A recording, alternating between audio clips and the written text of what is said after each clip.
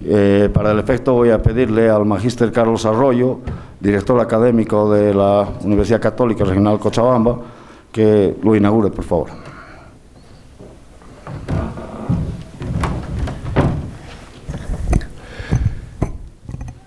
Buenas tardes a todos los presentes, especialmente a los profesores que nos acompañen, al ingeniero Villena, colega par de la Regional de Tarija y además quien ha tenido la iniciativa de compartir esta experiencia con las diferentes regionales de la universidad. Un saludo también especial a nuestro amigo, colega Ramiro Arnés de la Embajada de Estados Unidos y al director de la carrera de Ingeniería Civil de Cochabamba, que tuvo también la predisposición de acoger esta iniciativa. Bienvenidos a todos ustedes, colegas, profesores, estudiantes. La Universidad Católica, como ustedes saben, está este año cumpliendo 50 años, sus bodas de oro, y hace un par de años, con miras a este momento tan importante, ha trazado un plan estratégico institucional que plantea que la universidad pueda dar pasos claros hacia sus próximos 50 años. Y la intención real de nuestra universidad es la de constituirse una institución que hace academia, pero con impacto social. Y para eso es fundamental poder producir conocimiento, compartir y difundir el conocimiento existente y de esta manera ir aportando a nuestra comunidad. Entiendo que la temática que vamos a trabajar, a compartir hoy, es de fundamental importancia y que auguro va a ser de mucho beneficio, sobre todo en la formación de nuestros futuros profesionales. Una vez más, quiero darles a nombre del señor rector regional, Alfonso Villarreque, quien se encuentra de baja médica por una cirugía, quiero darles la bienvenida a la universidad. Siéntanse acogidos, realmente es muy grato poder recibirlos y desear para todos quienes nos acompañan en esta actividad que realmente sea de mucho provecho para todos. Y agradecer una vez más a la Embajada de Estados Unidos por su colaboración permanente a estas iniciativas académicas. Muy buenas tardes a todos.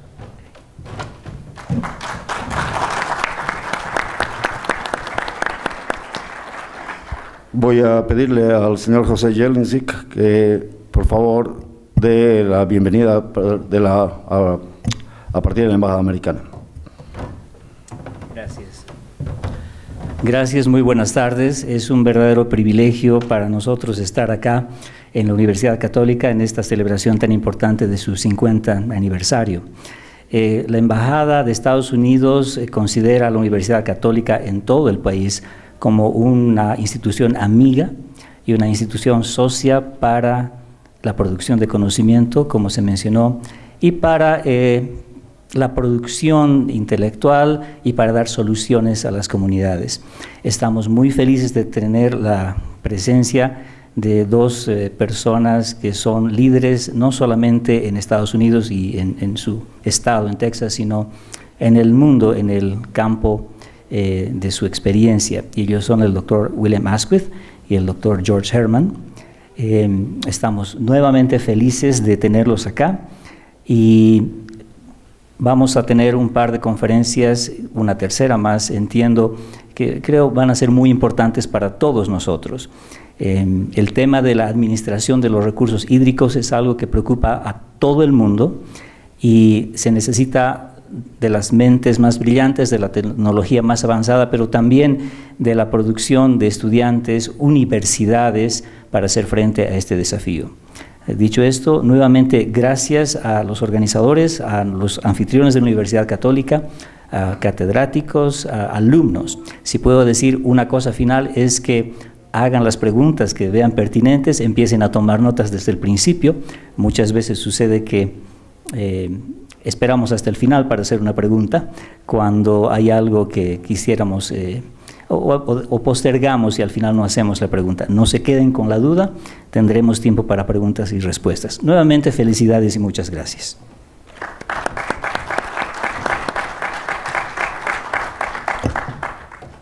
Vamos a iniciar el evento cediendo la palabra al doctor George Herman.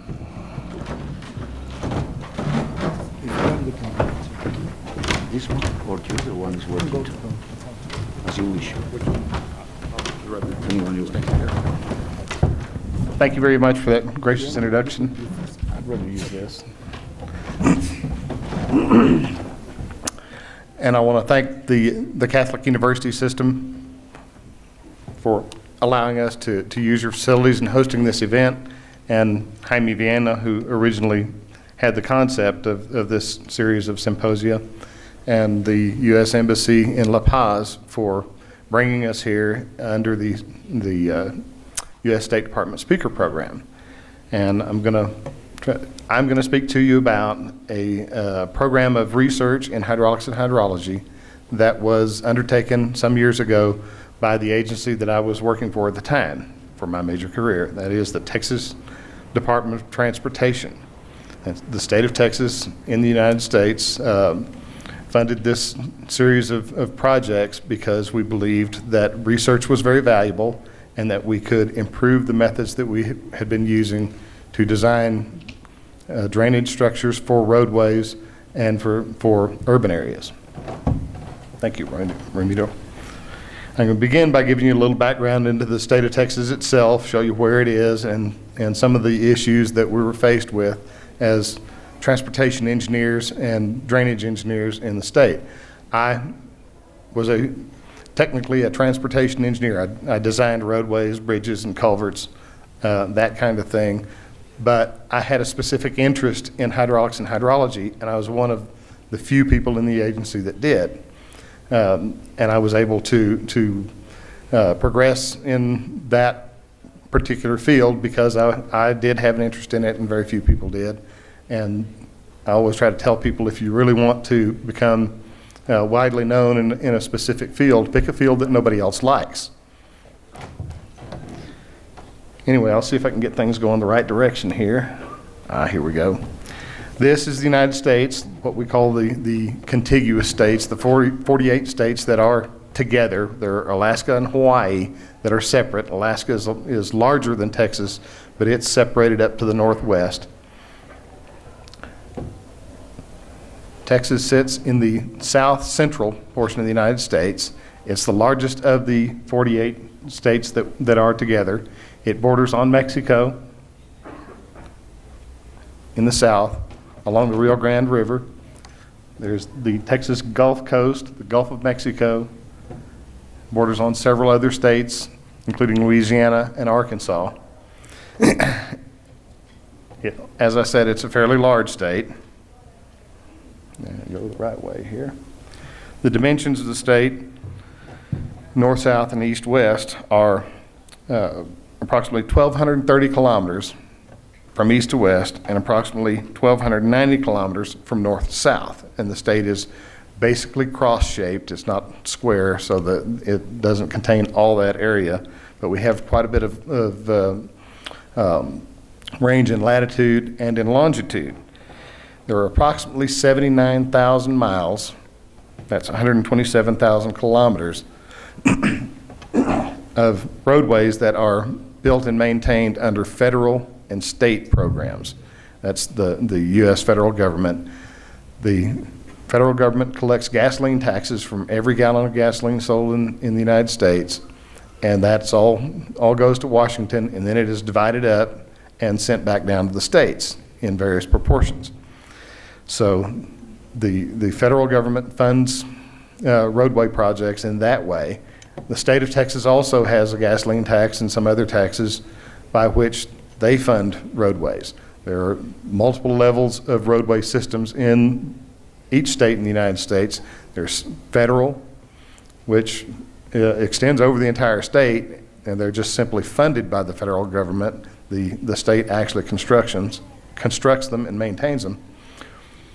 There is state level of roadways that don't meet the criteria, for places that don't meet the criteria for federal aid, the state steps in and builds roadways and maintains them.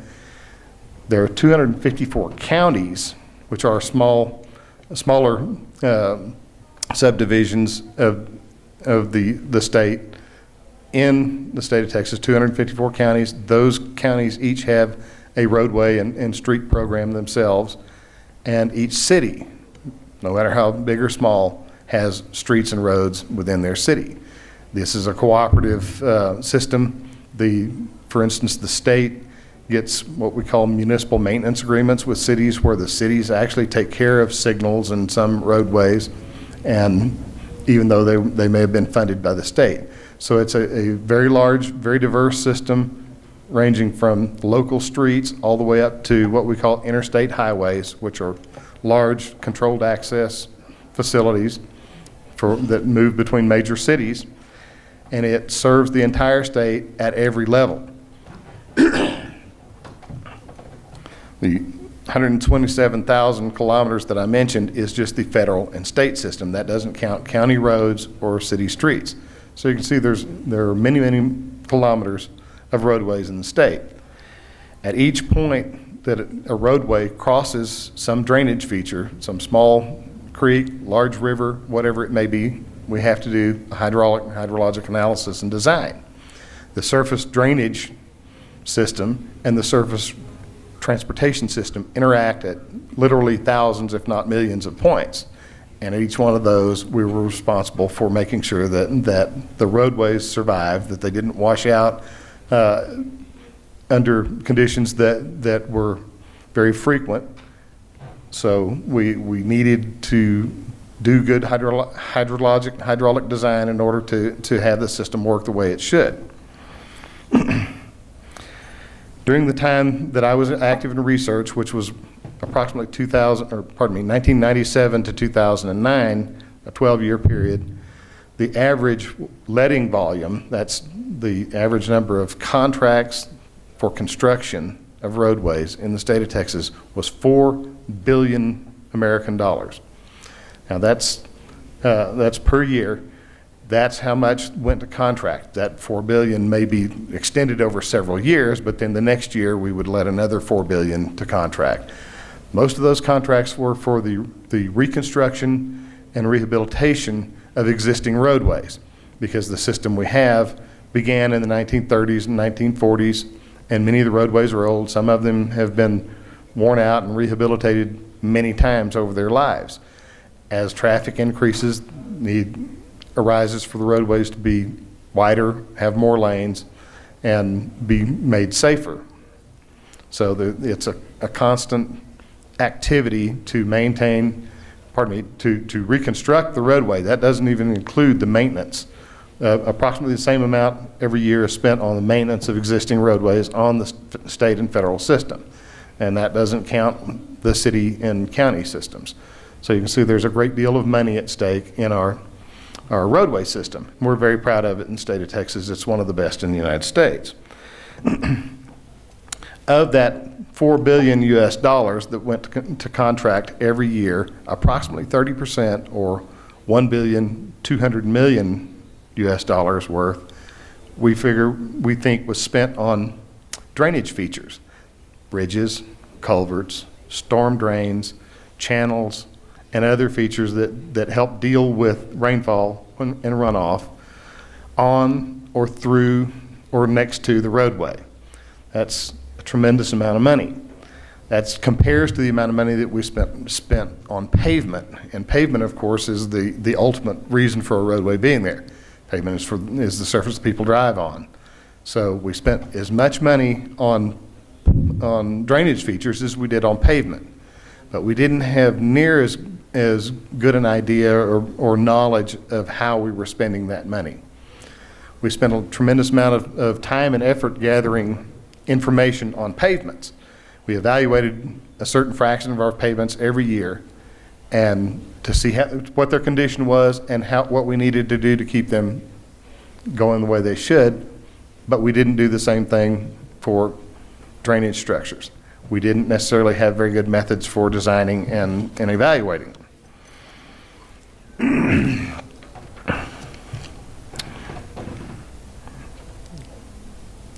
Oops, I must have pushed the button too many times.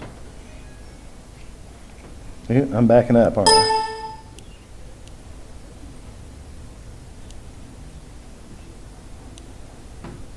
Okay, this map shows the state with the transportation system kind of superimposed on it, and also the major metropolitan areas.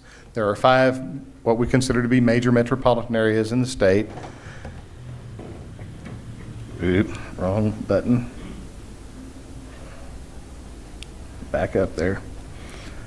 Dallas-Fort Worth, which are 2 large cities that are right next to each other. Houston, which is a large port city very near the coast. Austin, which is the state capital. San Antonio, which is an old city very near Austin. And El Paso. El Paso is out in the extreme west part of the state. It's the largest metropolitan area in the western half of the state.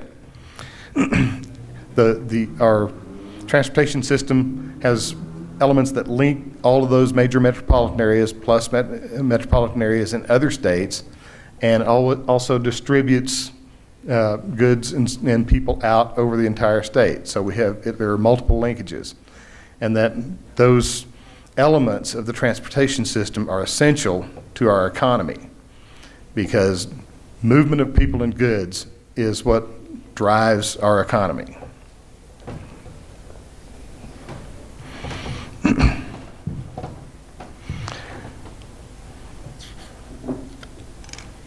The maintenance of the system is essential. We have to be able to maintain it, and we spend almost as much money on maintenance as we do on construction, or sometimes more.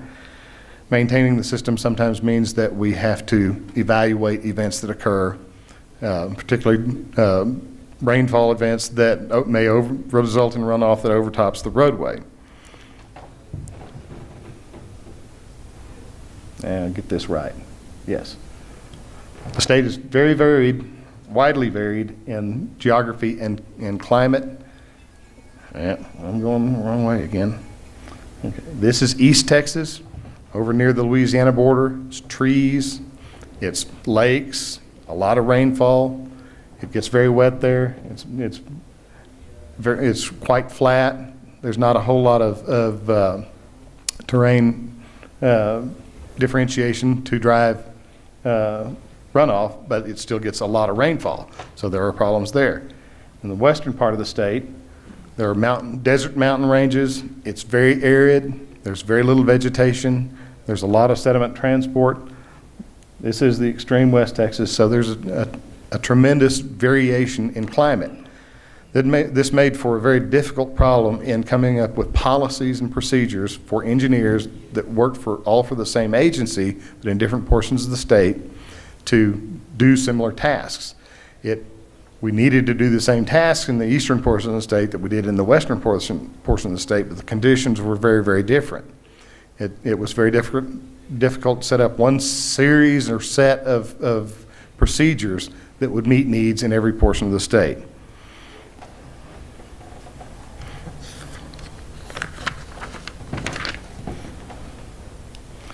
This is just a picture of the Texas coast. We do have a seacoast on the Gulf of Mexico. It's very important to us. I went fishing there over Labor Day weekend, which was in September. Labor Day in the United States is a holiday in early September, and went offshore fishing in the Gulf of Mexico and took this picture. This is some of my family and myself with the fish we caught that weekend. Oops, pushed the wrong button again. That's me right there. And these were all the fish we caught in one 12-hour period. We had a lot of fun. That was great. That's just to give you a little background to myself. This is a map of mean annual precipitation for the state. Over in the east, we get, let me make sure I get these numbers right, approximately 1,550 millimeters per year mean annual precipitation. Whereas over in the west, we get approximately 200 millimeters per year. Tremendous variation in the depth of rainfall across the state. Again, Like I say, this made it very difficult to come up with a single set of procedures and policies that met all the needs. In addition to that, of course, we have the major metropolitan areas that have a different set of needs than our rural areas. I forgot to mention that major metropolitan areas contain a tremendous fraction of the population of the state. There are 254 counties in the state. 58 of those contain 80% of the population. And those 58, of course, are around the major metropolitan areas. So the population is very concentrated in metropolitan areas, but we have tremendous amounts of very rural area. You need very different policies for rural areas and for metropolitan areas, and you may need different methods of hydrology and hydrologic computation.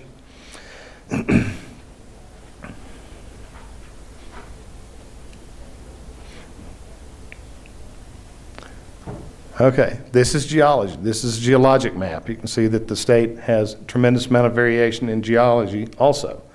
Along the Texas coast here is very deep sand. It's very flat. Then it grades upwards. This area here, which we saw also in the mean annual precipitation, you can see a little difference right in here, is the Edwards Plateau. Along here is what we call the Balcones Escarpment, which is an area that is higher than the surrounding terrain and has slightly different geology, and therefore there's some orographic effects that cause rainfall to differ in that area. We didn't have any scientific evidence that that was true. We knew it was, but we had no backing for it at the time.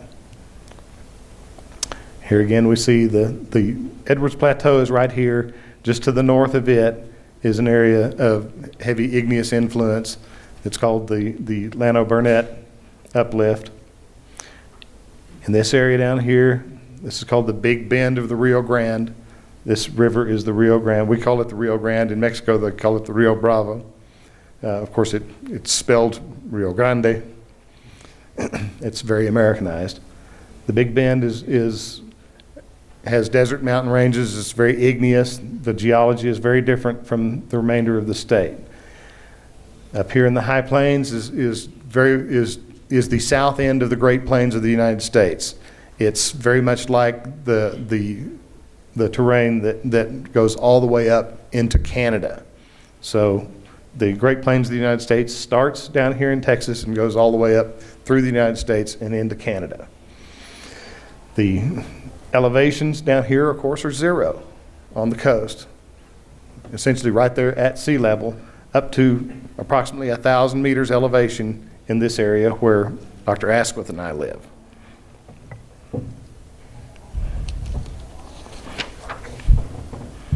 Get this going the right way again.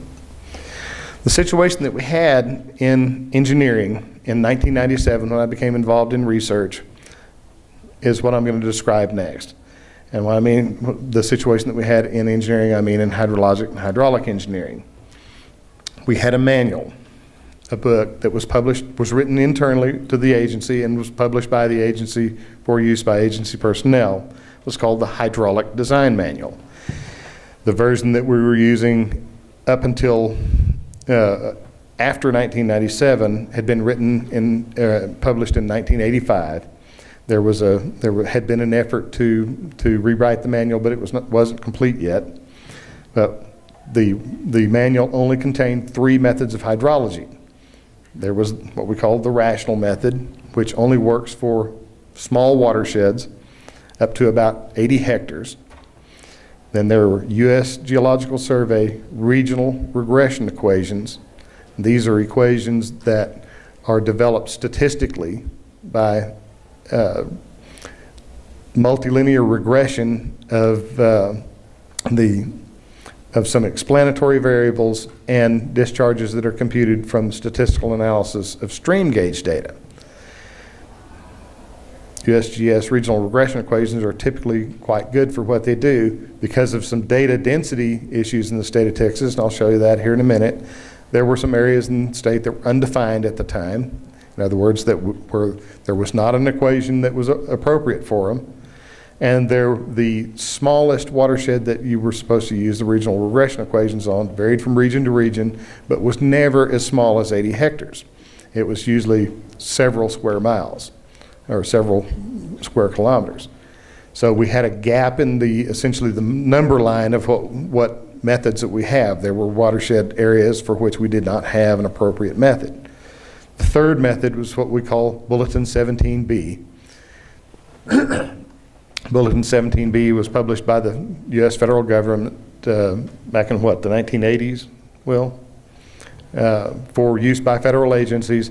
It's a specific technique for developing parameters for a specific distribution. It's a Pearson type 3 statistical distribution applied to the logarithms of the discharge data to predict to calculate the flood frequency curve for a given gauge. We had that method, but it's only appropriate where you have a gauge or somewhere that's very close to where you have a gauge, where you can translate the data from one point to another. Gauges were very important in both the development of the regional regression equations and in practical hydrology through Bulletin 17B. Stream gauges were essential.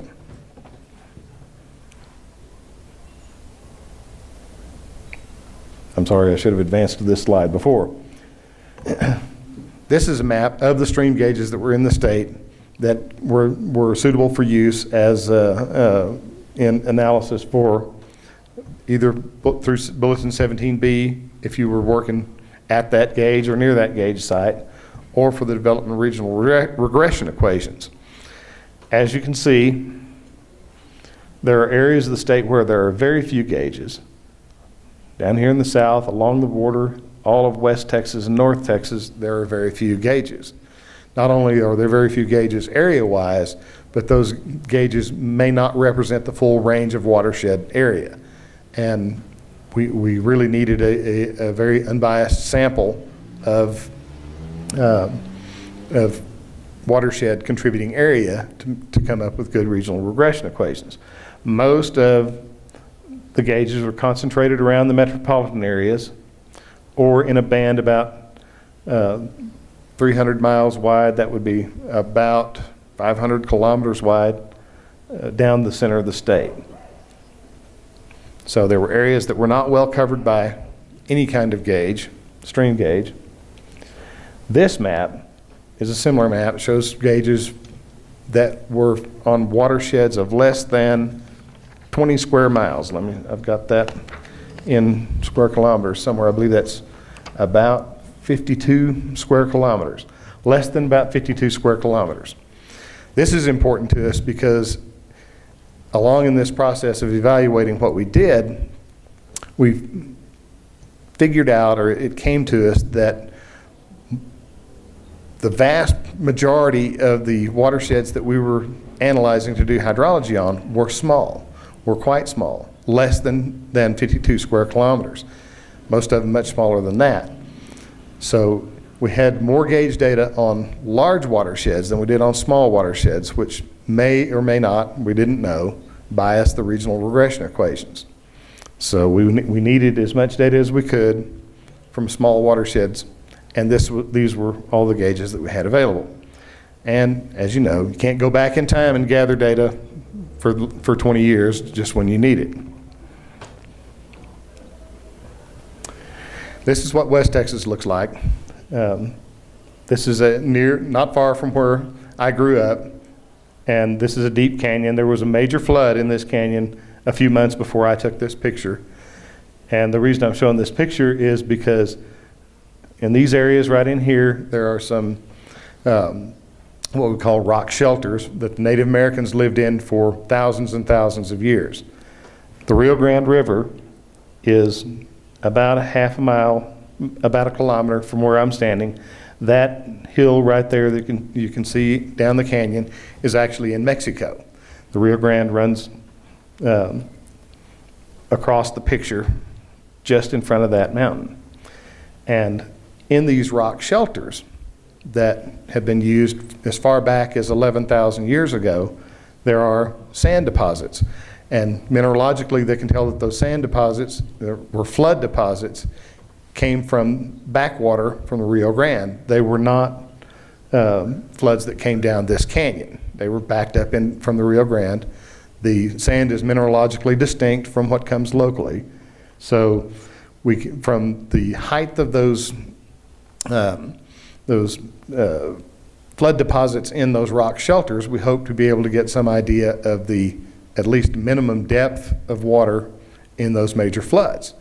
This is something I'm doing free of charge, just as a curiosity with some archaeologists, but I think it's going to prove very useful in the long run in seeing what kind of floods have occurred on the Rio Grande over the last 11,000 years, how big they were, when climate was different. We know from some geologic features that climate was very different at several times during that last 11,000 years. And climate change is a big issue now, so we're hoping to be able to kind of see a record of climate change over the last 11,000 years. I'm very hopeful that this is going to be useful for us for future flood frequency prediction.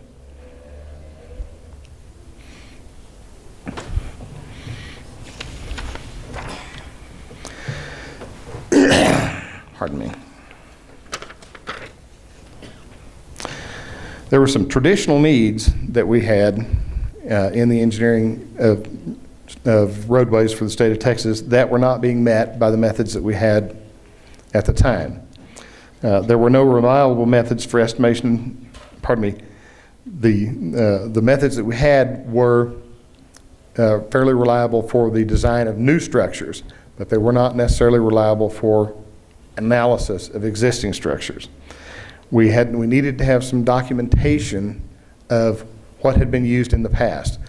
Over many years, there had been many different methods used, but we didn't necessarily know what had been used to design any given structure. We had old plans that sometimes had minimal information in them about what method was used, and we needed to understand those methods so that we could see what had been used to design a given structure. One of the things I forgot to mention in an earlier slide was that even though we only had those three methods in the manual did say that other methods could be used if they were appropriate, but it didn't give any examples. There was a computer program that encapsulated those three methods and nothing else. Prior to the internet being popular, and even after the internet became very popular, internally we weren't allowed to use it on the job.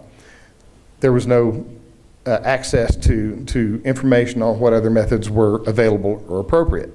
So if an engineer wanted to use another method, he had to essentially go out and buy a book and teach himself. There wasn't any information available.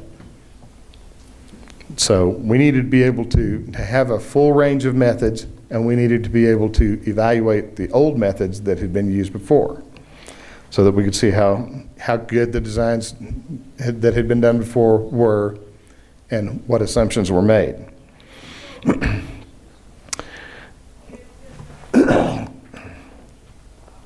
We needed to be able to quantify the uncertainty, and that's something that we'd never even thought of. When I say uncertainty, I mean the ambiguity or uncertainty in the discharge frequency relationship. That is not a single valued relationship. If you use multiple methods of hydrology to compute a discharge for a certain return period, you'll get different answers. We knew that none of them was technically right, but we didn't know what the range of uncertainty was or how it was distributed. There's no real right answer. There is a range of answers that are acceptable. We had no way of quantifying that. And that was a need that we had that wasn't being met. Again, this is West Texas. This is at a bridge site that I did an investigation on some years ago, and another colleague of ours and I wrote a paper on. This is to show you the kind of sediment transport that we see even in these very arid areas. This area typically has what we call flashy character. In other words, we have flash floods that rise from nothing to very high discharges in a very short period of time. And that's why we call them flash floods. They can even be as short duration in rising as what some people call a wall of water. You see a wave come down a canyon, very rapidly rising hydrographs, and move tremendous amounts of sediment. At this site, I calculated approximately 300 cubic meters of material arrived at the site and stopped because the bridge inhibited sediment transport every year since 1959 on average. And that's a lot of material that's transported by a stream that doesn't run more than 1 or 2 times a year on average.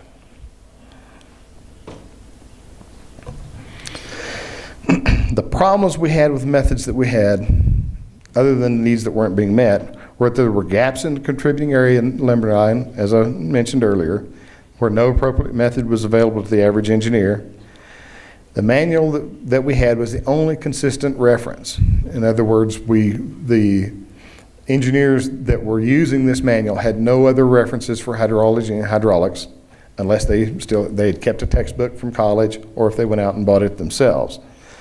Some areas of the state were undefined in the regression equations, as I said, and so there were some areas where there was simply no method available for anything over approximately 200 acres, approximately 80 hectares.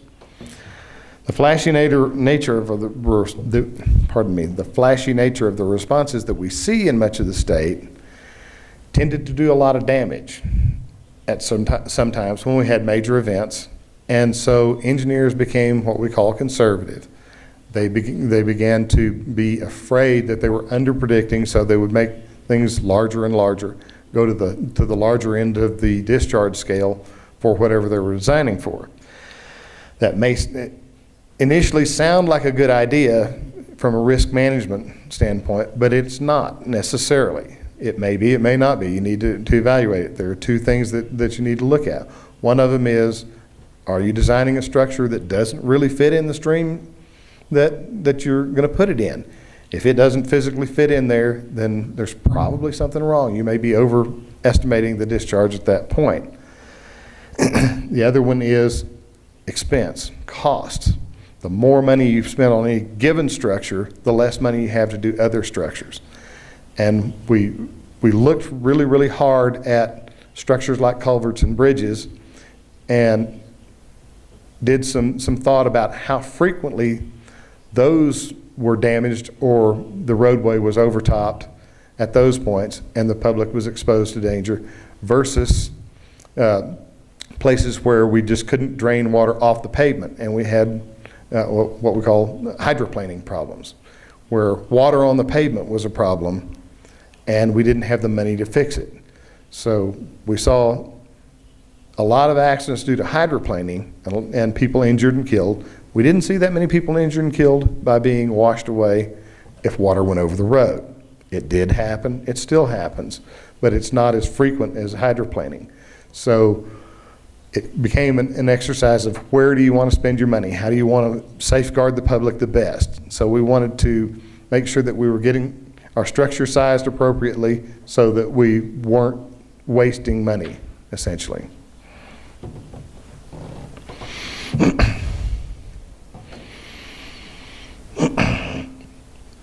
There's another thing that came along about this same time that had not been of concern to us before, called scour, and in particular bridge scour. Scour of piers on a bridge. It came to public attention because in, I believe it was 1987, there was a large bridge in New York State over a stream called Schoharie Creek, where the foundations of a large bridge scoured out in the middle of the night during a rainstorm. It wasn't even a very, very severe flood. It was just, it was approximately, it was a kind of a mid-level flood. But it scoured out the piers, or scoured out the foundations. A pier came out, and a span fell out of the bridge, and 16 people were killed. People just drove off into the water because there was no span there. This was a very eye-opening event to the public and to the federal agency that manages the distribution of highway funds, the Federal Highway Administration, and they began to look at scour as being a kind of a hidden danger. So every state was required to come up with a scour mitigation program. Almost immediately we had to start evaluating every new bridge design for scour potential, make sure the foundations were deep enough. And over a period of years, we were supposed to go back and evaluate every existing bridge for scour potential. The state of Texas has approximately 45,000 stream crossing bridges. That's bridges that are over, I think I figured up about 6 meters in span, in open span. That's not really a very big bridge, but there are 45,000 of them. So that's a lot of bridges to evaluate. We still haven't gotten them all evaluated, and Schoharie Creek was many years ago. It's just a tremendous task, but we didn't have the hydrologic methodology to support that kind of analysis. We needed to have it. This is North Texas, not too far from where Dr. Asquith and I live. I just show this so that you can see the diversity of the state.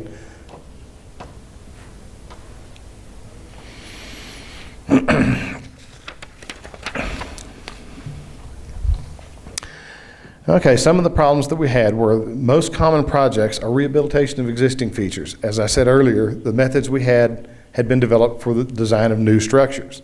Everybody assumes you're going to design a new bridge on a new roadway every time you go to the design process. That wasn't true anymore. We were doing more rehabilitation of existing roadways.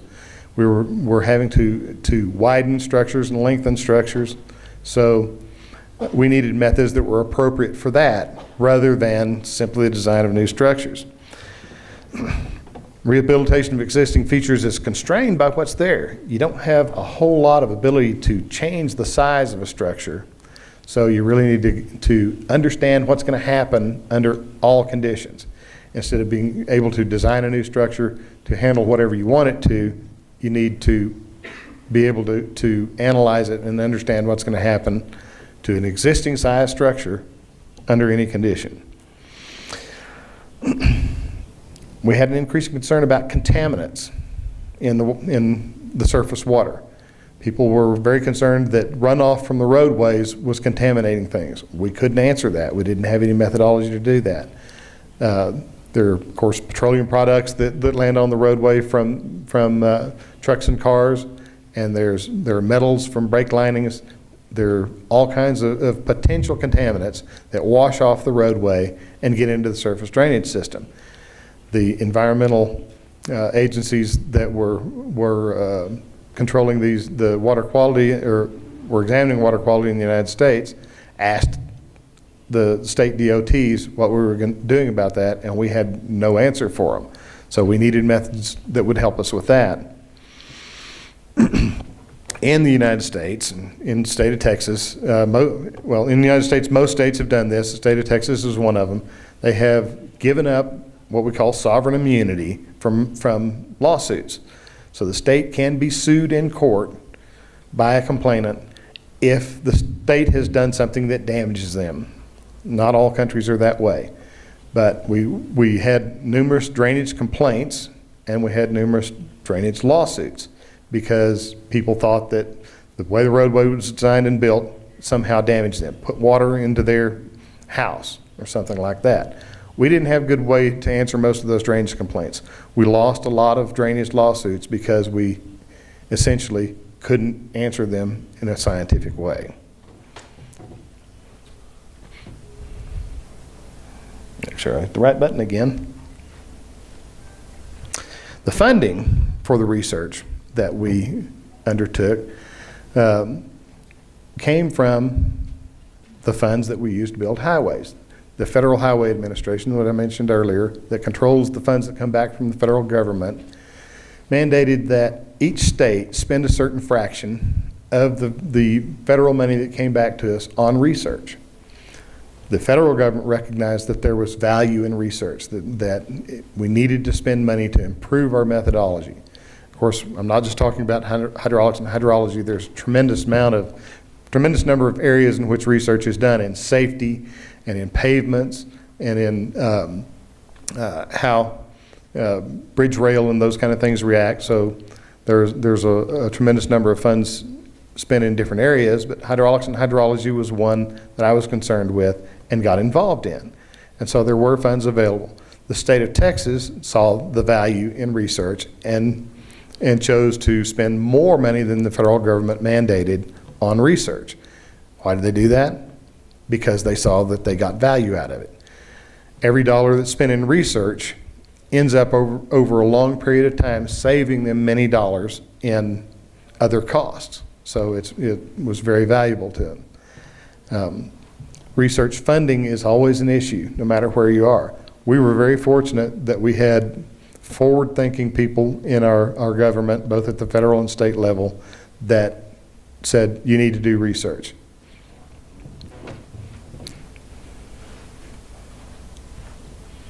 This is just a picture from 2004. I wanted to show you this one. This is an example of what can happen after a major event.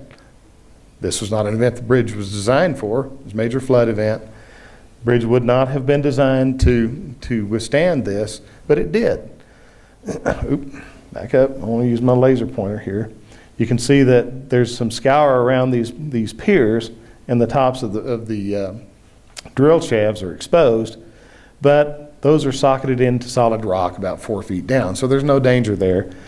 But this flood dropped about 2 meters of sediment, and this is gravel to cobble-sized sediment just upstream of the bridge. So the sediment transport in this particular event was enormous.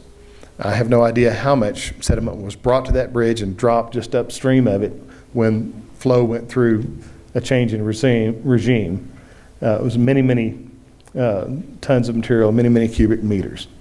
This bridge was about 1,000 feet long, I believe, and this bank of material was there across the whole bridge. You can see some concrete right here that was washed away from the slope paving at the end of the bridge. We'll see a picture of that slope paving in a minute. And you can see some of the debris that was hung up on the piers. There was a tremendous amount of debris that came down this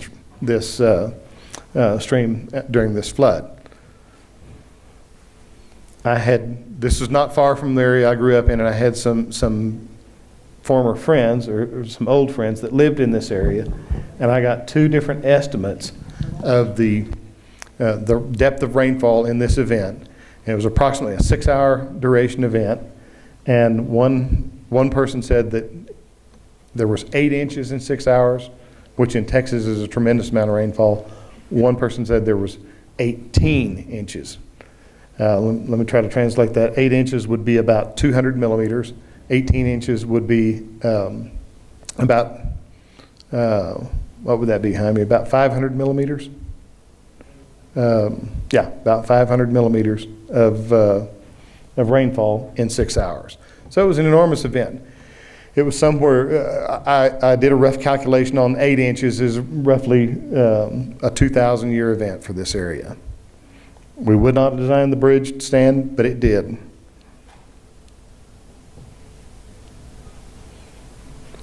The strategy that we took for this research was to review the methods we had in use and evaluate their effectiveness. We knew which methods we had, and we had some idea of how well they had worked in the past, but we wanted a formal evaluation of it.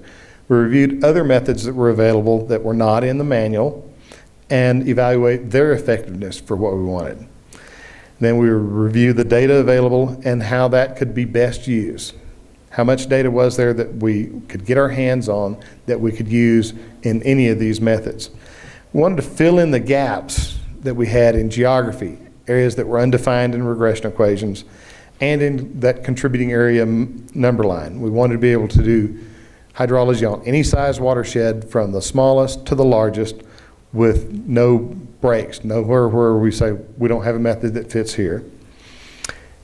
And we wanted to provide multiple methods for any given situation so that you were never completely reliant on one method of hydrology. We wanted to be able to compare methods. And we wanted to be able to better support that drainage litigation, lawsuits, and better support our environmental efforts. Environmental clearances in the United States, you have to get an environmental clearance from federal and state agencies before you can do any major project. And that involves a considerable amount of paperwork and justification. And we were not necessarily very good, we were not necessarily very equipped at dealing with the water aspects of those environmental documents. We wanted to improve that.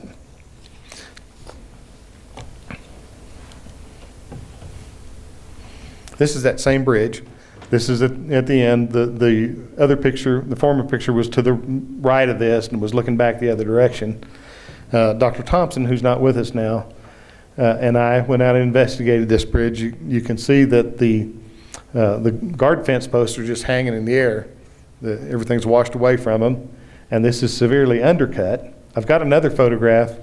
I should have put it in here instead, I guess, where there's a guy standing right there, right over this essentially cave. And the reason I didn't put it in there is because Dr. Thompson and I stood up there, also actually parked our motorcycles up there on top of that, and you know, we didn't know that this hole was down here. We parked our motorcycles up there, got out, looked at things, walked down to where we are, where this picture is taken from, and thought, we need to go move our motorcycles. So we did, and got them out of there, and then somebody else came up there and was walking on it, took a photograph of them and said, you might not want to be there.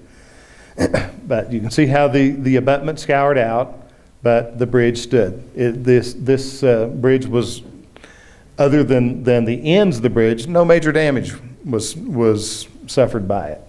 It didn't take very long to put it back into service. So understand what's going to happen when something gets exceeded, because exceedances or overtoppings of the roadway, exceedances of your design criteria are going to happen. That's just a fact of life. We can't design for the ultimate event. We have to base our risks on how much money we can afford to spend to offset risk.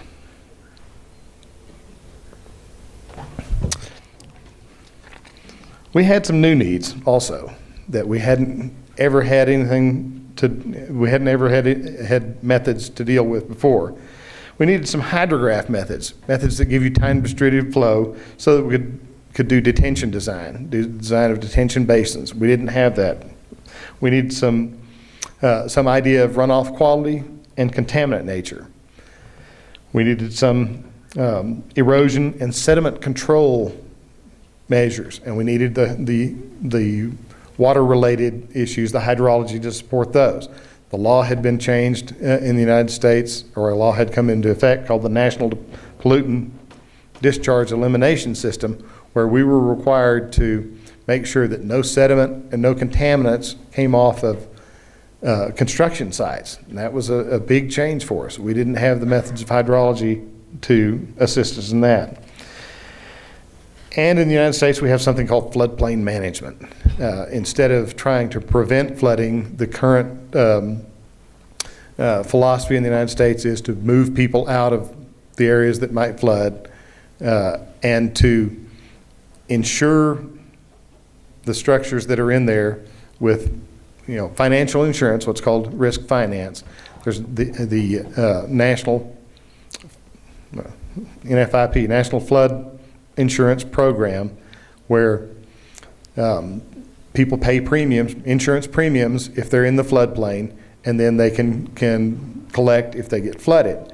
That shifts the burden of finance of flood relief from tax dollars to premium dollars, so that the people who are at risk are paying for it.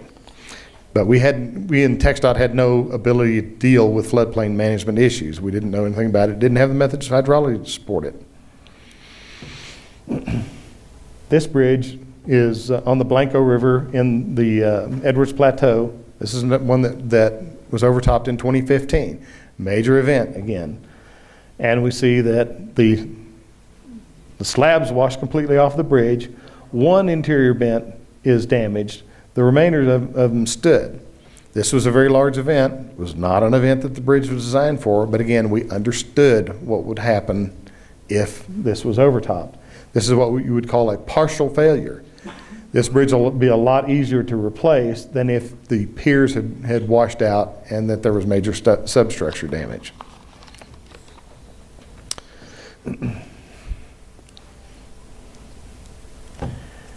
Here are the major subjects that we actually went and did research on.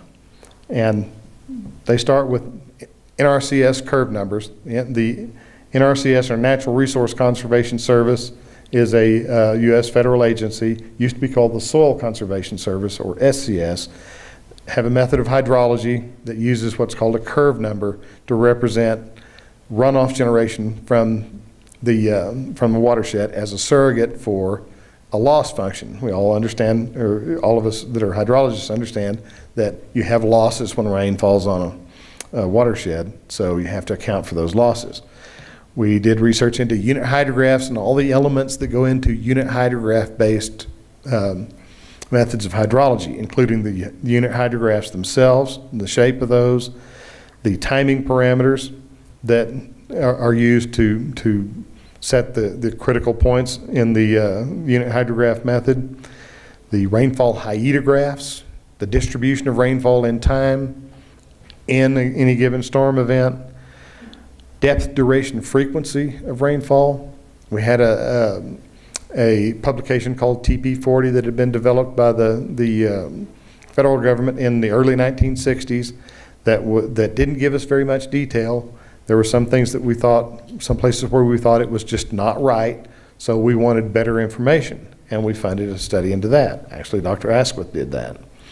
And out of that, even just as kind of what we call low-hanging fruit, easy to pick, we got some publications on rainfall interoccurrence statistics, how long it is between rainfalls of any given duration on average, or any given depth on average, and storm statistics, how do storms actually behave, and how does the rainfall that comes from them behave.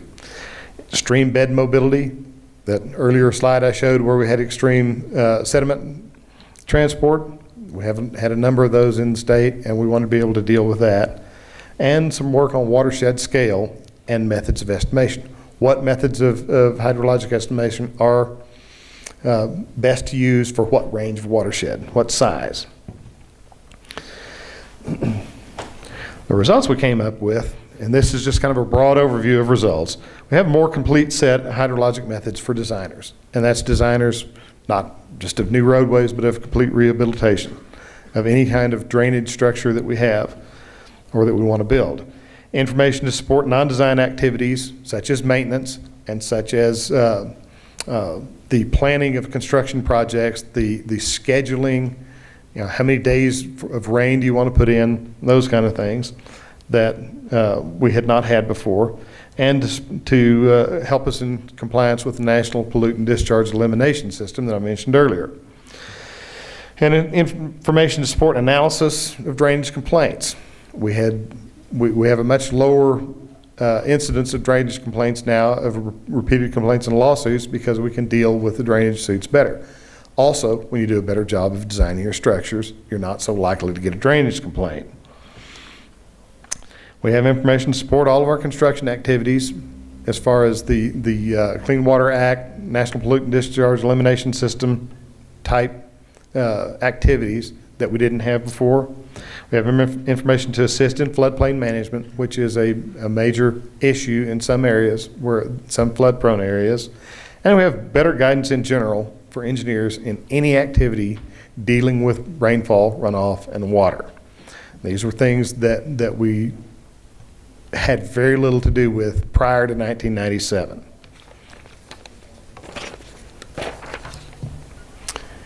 In addition to those lessons, those results, we learned some lessons through this process.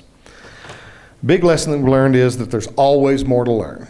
You never have done all the research you can do. Research is always needed. We can always learn something. We can always understand something better. We've only begun, especially in something as complex as hydraulics and hydrology. Most of the methods that we use and that we're still using are 50 years or more old. There haven't been very many new methods of hydrology in recent years. That's because the guys back then were pretty sharp and they covered things fairly well. We just needed to fill in some of the gaps. Automation of methods, which is very popular these days and has been for the last 20 years since computers came to sit on everybody's desktop, is not really an improvement of the method. We haven't changed the method, we've just automated it, made it easier to use. Instead of doing it by hand, you do it in your computer. Same answer, not really an improvement. Complex computer modeling, like distributed watershed modeling, subdividing a watershed into a bunch of sub-watersheds and modeling it in that way, such as something that can be done in something like HEC-HMS, that's not the only thing that can be done with that, is not a substitute for better understanding. Just because you cut the watershed up into smaller pieces doesn't mean you're understanding it any better. A lot of people believed that they did. Rainfall frequency, the depth duration frequency or intensity duration frequency relationships of rainfall don't necessarily map simply to runoff frequency. And ultimately runoff frequency was what we were looking for. So that mapping is not very simple, particularly at the frequent end of the scale. And the uncertainty in our answers is large. There is no real, we can't declare that anything is the real right answer in anything in hydrology. We need to always understand that there's a great deal of uncertainty. So, what are your questions? Let me put my earpiece back in so that I can hear the translation if anybody has any questions.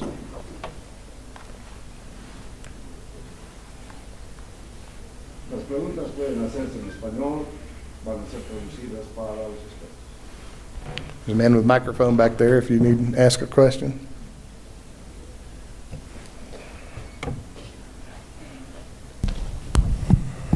Buenas noches. Usted hablaba bastante sobre las necesidades tradicionales que tienen específicamente sobre las metodologías y herramientas hidrológicas, ¿no? Lo que yo quisiera saber es sobre la disponibilidad de información que alimentan estas herramientas. ¿Cuál es la situación, no sé, de la red de monitoreo meteorológico, hidrológico, etcétera? O la disponibilidad de cartografía, por ejemplo, también, temática. Aquí en nuestro país es el problema, es una de las necesidades, aparte de las metodologías. Y las metodologías justamente se seleccionan en función de la disponibilidad de información. Si podría explicarnos eso.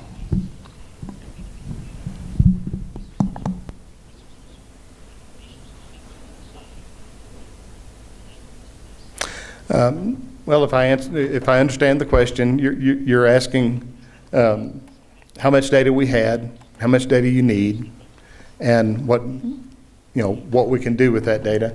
Dr. Asquith is really the data expert, and he'll give you some examples of the data collection effort in the United States. You saw the graphic that I had for the number of stream gauging stations in the state, and yes, there are quite a few. There are a lot. There are a lot of areas that were not well covered. You can never have too much data. You can never have enough data. The more data you have, the better your solutions are. The problem that Bolivia is in, and we keep hearing this, is that there is virtually no data. And so how do you overcome that? Well, and obviously the first thing you need to do is start collecting data as soon as you can and collect as much as you can. That really won't be productive for 20 years or so. And what do you do in the meantime? Is that pretty much what you're asking?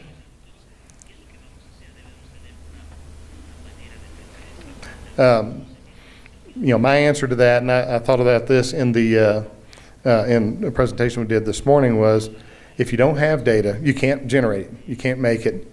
You can. What you need to do is look at places that are similar and see what they've done, see what data they have. Try to make it as similar as you can. Look at as many places as you can and see what conclusions they've come to. And ask yourself the question, why can't I use this even though it didn't come from here? If you can come up with a definite reason why you can't use that, then follow that instinct. If you can't, maybe you can apply that and phase it out as you gather more and more data. Any other questions?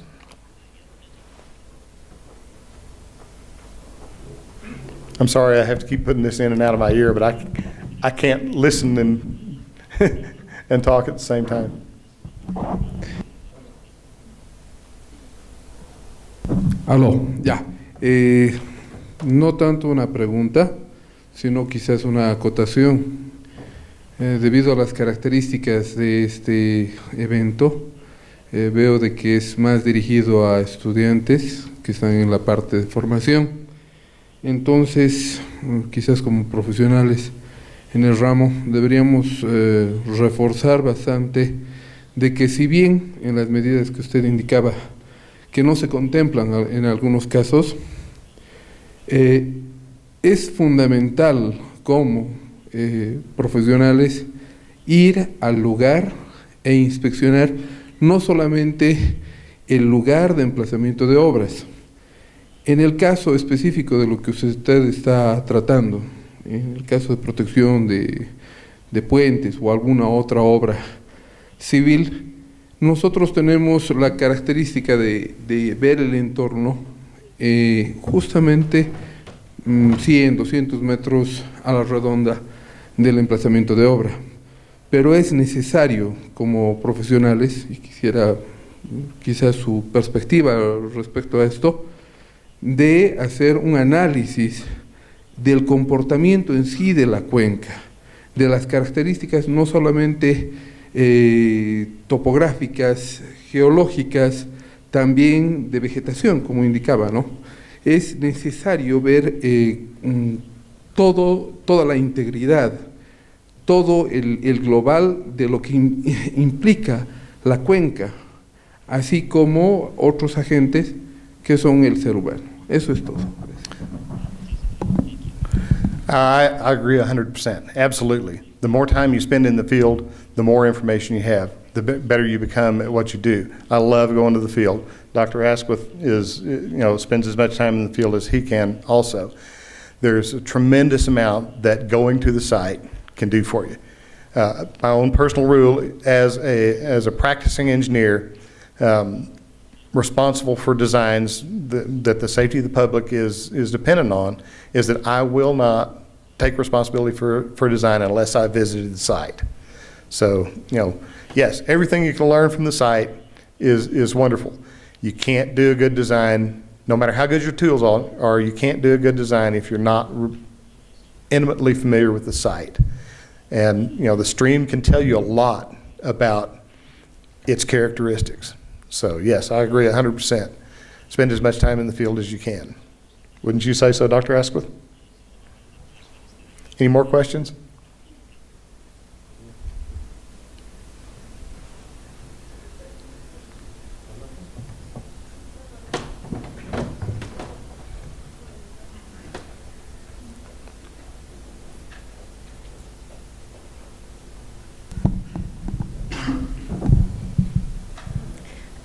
Okay, I do have a question. Has a really good relationship with the first question that has been made from people from there.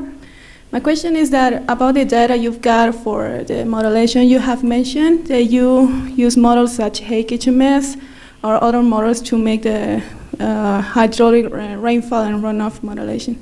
My question goes in the part that, as they said, here in Bolivia and everywhere, I'm sure of it, we do really have problems for the data that these models imply to the input data that we have to put in these models, right? My question is that if in the quantity of discharge gauges you've got, if you have studied a way to find a way to, with field measurements, to try to make a relationship between the discharge and the rainfall, to get a relationship between them, and not to get, in order to not get into the over-parameterization of these models. I mean, that for me is one of the biggest problems in this. Have you ever tried to make a relationship between field measurements to solve this problem or to get over it? What type of field measurements are you referring to? Physical measurements of the stream? In the watershed, yeah, exactly. Okay. Yeah. Well, yes, we have. Dr. Asquith and Dr. Cleveland and I have a publication where, where actually Dr. Asquith did most of the work, okay, that related essentially the cross section of a stream to discharge, not directly to rainfall. Okay. But there was something else that occurred to me that you mentioned. Like I say, you use what you have. If you don't have rainfall data, or if you don't have stream gauge data, you use what you have, and you do the best job that you can. Like I said earlier, look at similar areas. Look at places in the world where the climate and terrain are similar, and see what measurements they have and what conclusions they've come to. The underlying assumption is that the processes are similar everywhere in the world. Mm-hmm. Just because you don't have data in Bolivia doesn't mean that there's not data that's applicable. It would be ideal to have data in Bolivia, and you need to gather it. But until the time that you have it, you're going to have to make do maybe with other people's data.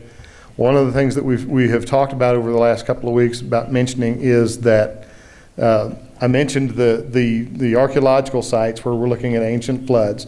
That technique, the paleo flood techniques, can be used to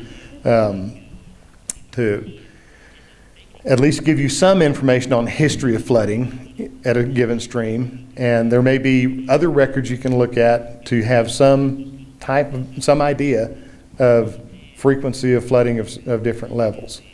One of the ones that we thought about was parish records. I know that Bolivia is an old country, and there are some churches that are probably hundreds of years old that may have records of people dying in floods and things like that. You can identify something like that and go out there into the field and find the physical signs of it. You at least have some information. Just because you don't have a systematic data gauging program that's been going on for 20 years doesn't mean you don't have information. It's just a matter of pulling that information out of the environment that you live in. Is that helpful? Yeah, it's just that, my question was in the order that, for example, here in this country, we do really have range data. It's right. still used. We have many stations here all over the country, and we don't have problem with rain data. That's not the main problem.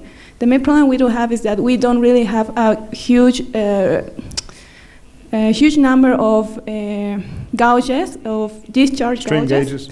That's the problem. And Yeah. my question was in order to try to solve this. Well, I saw that you really have a really huge number of discharge gauges, and that's not a problem for you to try to understand the relationship between rainfall and discharge. But here we don't have this problem. And, right. Like I said, my approach would be to look at other similar areas that do have more data and see how rainfall and runoff map one to another there.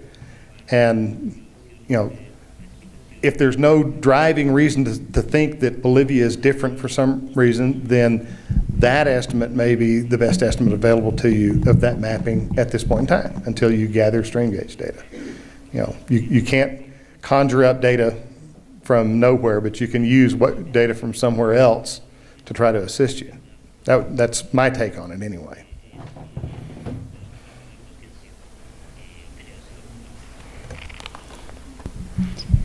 Buenas noches. Mi pregunta va más ligada respecto al cambio climático. Yo quiero saber cómo se está mejorando los modelos hidrológicos para determinar los cambios, cómo puede afectar el cambio climático a posibles diseños de presas, estructuras de almacenamiento de agua. ¿Cuánto se puede mejorar y cuánto se puede predecir? Y si hay algún estudio, ¿cómo lo están haciendo ustedes? Of course, there's a tremendous amount of research on climate change, and Dr. Thompson, who's not here, like I said, and I are involved in evaluating a manual for the Federal Highway Administration that has put us in touch with some of the climate modelers. In essence, in order for a hydrologic prediction computer program or something like that, to use climate change data, you have to develop the parameters for that model based on something that you know from a climate model. That's a difficult thing to do because of the scale of the climate models. They generally are very large scale finite segment models. So, taking the results of a climate model from that scale down to a watershed scale is a very difficult thing. There are a lot of opinions on how to do that and whether or not it's appropriate. The one conclusion that was reached in the group that we were in was that you need to take the results of a wide number of models and kind of average them as you downscale. Now, the one thing that the climate people admitted to us was that very few places in the world can they see a measurable difference in the rainfall signal now in data. They believe they can see temperature, the difference in the temperature measurement much quicker. That comes through much more rapidly.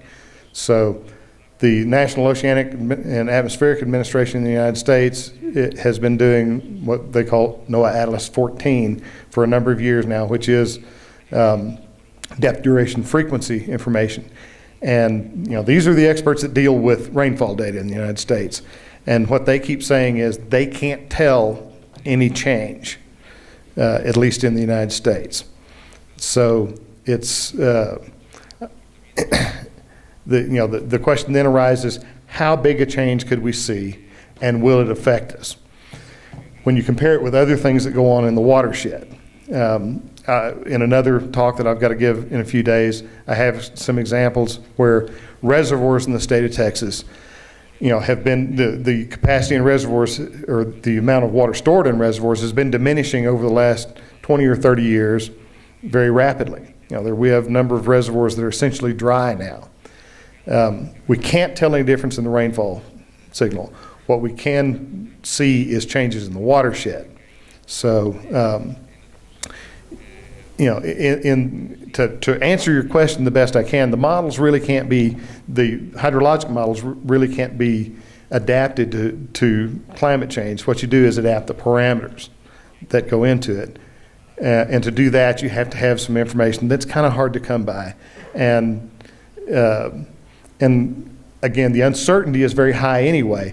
And what we've seen is that change in over a period of time that we might consider valuable, our lifetime, is not very large when compared with the ambiguity and with the changes that might occur in the watershed. That's not saying we don't need to worry about it. It's not saying that I don't believe in climate change or anything like that.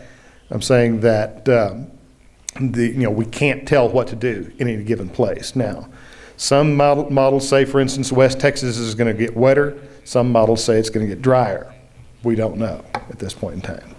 So I hope that answers your question the best way I can. So, any other questions? Thank you very much. I've had a good time. Cochabamba is a beautiful city, and thank you for letting me come here. William Asquith, quien nos va a hablar esencialmente de la pertenencia de los datos de caudal para la investigación y de la medición de caudales. Please, Doctor. Thank you all very much. First time to Bolivia, actually first international trip, and it's a tremendous honor for the Catholic University to contribute significantly to having me come visit you all today. I principally work for the U.S. Geological Survey. I also work at Texas Tech University. I'm going to accelerate parts in here. I'm going to have some extra slides that I'll just skip through. 4 things I kind of want to get across. One is a discussion on watershed yield, municipal water supply, drinking water, and tell a story in relation to a Texas-oriented story on data collection, and show you and use it as an opportunity to describe uncertainty that we have from a statistical standpoint. The second is more associated with the design of bridges, structures that have to accommodate a peak discharge, a maximum stream flow, at a specified risk level. I'm going to try to end some of the talk dealing with the recent advances without getting technical in the significant developments that have occurred in fundamental mathematical statistics in risk analysis and how unusual information can be put into a hydrologic problem. The U.S. Geological Survey is the science arm of the United States' Department of Interior in terms of Earth system science, which includes the hydrologic cycle. And we conduct the bulk of our work that we do related to water is through cooperation with a wide variety of other agencies, cities, water authorities, and that's just kind of a list there in Texas.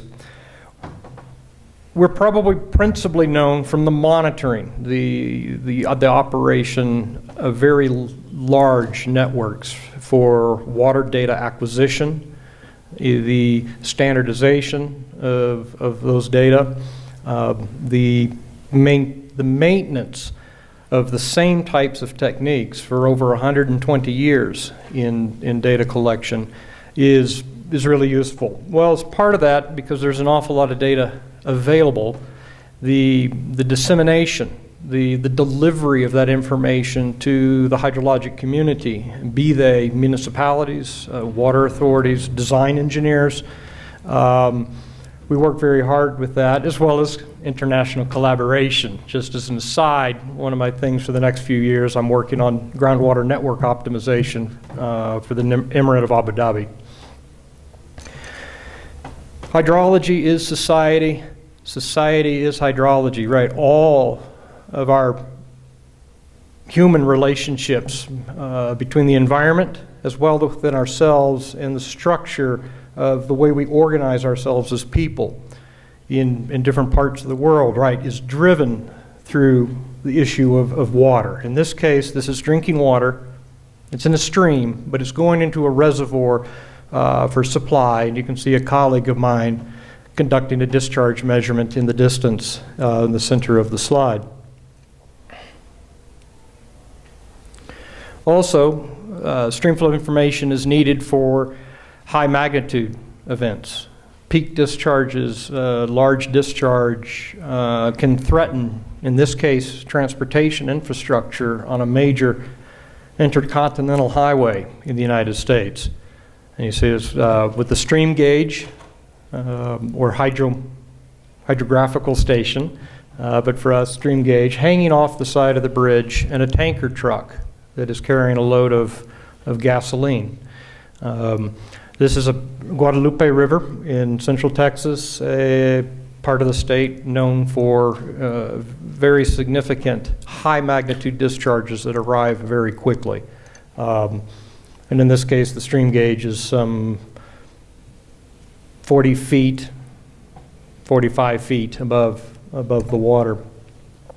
Dissemination of information is a major component of both the delivery of information to people making operational decisions on water infrastructure on a real-time basis, to those of us, principally such as myself, involved in computational statistics, in risk analysis. But there are a wide variety of users of hydrological information. And these are some of the products that we provide. And my little graphic showing is that the backbone of the network in the United States is on satellite telemetry.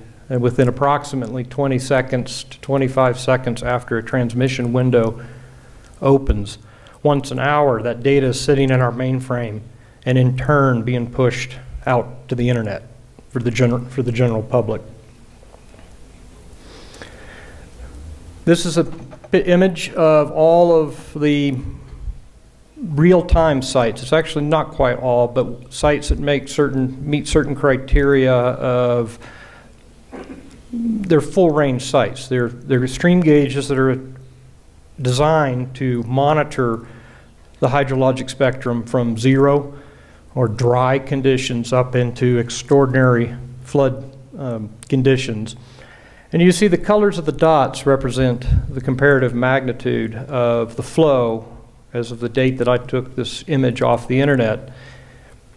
And then notice in state of Washington, state of Oregon, state of California, with the blue and the black dots, that a particularly significant Pacific weather system is impacting the west coast of the United States at this time. Would you play the video, please, Manejo? I've assembled a 6 weeks in May of 2016 of daily stream flow conditions across the United States. And several things I would like to draw your attention to is one is the recognition that is so now available to us is that hydrology moves on the landscape. We've well understood for a century and a half that weather moves across the globe. In part, we know that because of the development of the telegraph. But we can now see with significant data operations in the field, but also the computational horsepower, the infrastructure that sits behind the scenes to feed that information back out to the public. And notice how our weather systems, there's a tendency clearly west to east tracking across the United States. Us being in the northern hemisphere, our weather systems arrive from the northwest. And to me, being down here, haven't been here long enough, but it would probably throw me off to have weather arriving from the southwest in the southern hemisphere. I'd like to draw attention here in central Texas where it's going flat. I'm unable to see the particular date that it's on, and it doesn't matter. But as the video plays, approximately May 24th and May 25th, absolutely phenomenal, near catastrophic flooding broke out in parts of central Texas. Certainly recorded in, we know our river systems in that part of the country can produce high magnitude flow, and they do, and yet people are still killed. In this case, it was Dr. Herman showed an image of a bridge destroyed on that. I believe I may have that a similar picture in this talk. But the lives were not lost with the transportation infrastructure. It was lost by people on holiday, vacationing outside of their home area where they live in the state of Texas, and being on the side of a river. And when you enter a foreign place, you don't have that situational awareness with you. And one of the things we're seeing driving, it was interesting to see in a talk in Santa Cruz yesterday, is our cell phones now can provide a way for either following stream gauges or now just coming into the United States. Our telecommunication companies can identify where the phone is, which tower is serving the phone, and push a warning to that phone, even if that person is completely new to the area. It's really exciting, and in this case, we had 12 people lost their lives for no other reason than vacationing for a weekend on the side of a stream. Back to the talk, please.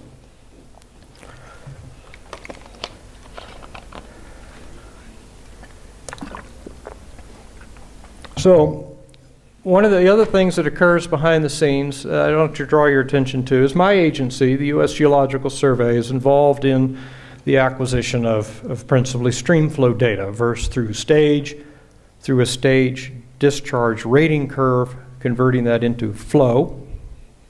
And that's the product we provide. And I say here, the USGS tells what is.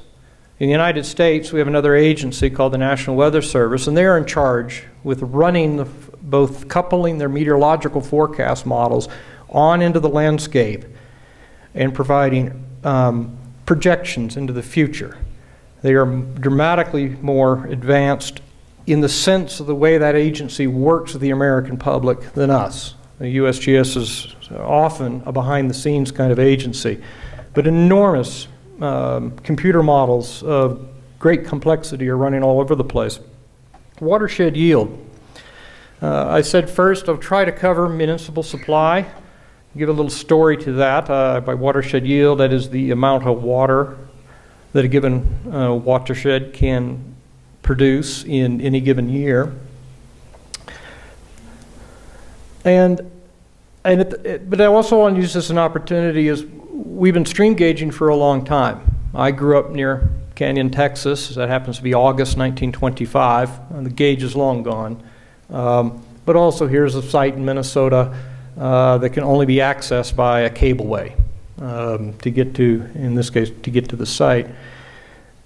The other kind of volume to think about, my talk isn't going to focus on that. Maybe a lot of engineering, perhaps, certainly engineers that work for municipalities in the United States are involved with small watershed drainage design and the accommodation of local drainage.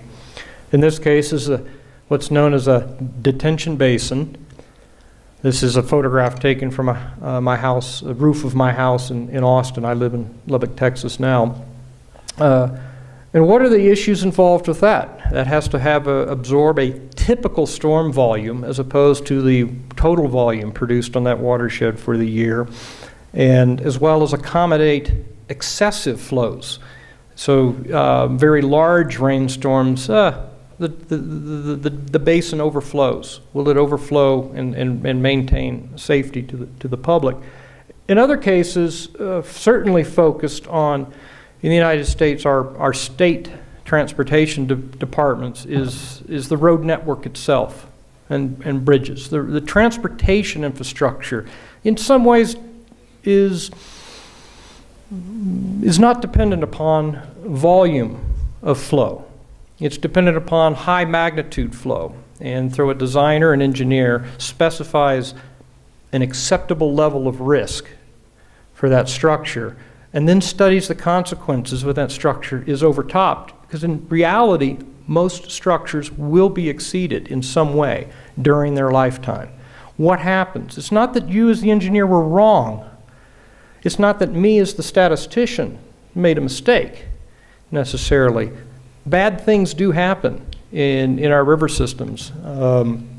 In this case, you can see that bridge is undergoing pressure flow. My understanding is many of you all are engineers and can understand pressure flow, that we can use our principles that you learned in your first fluid dynamics, we would say fluid mechanics class, and to compute the discharge under that bridge.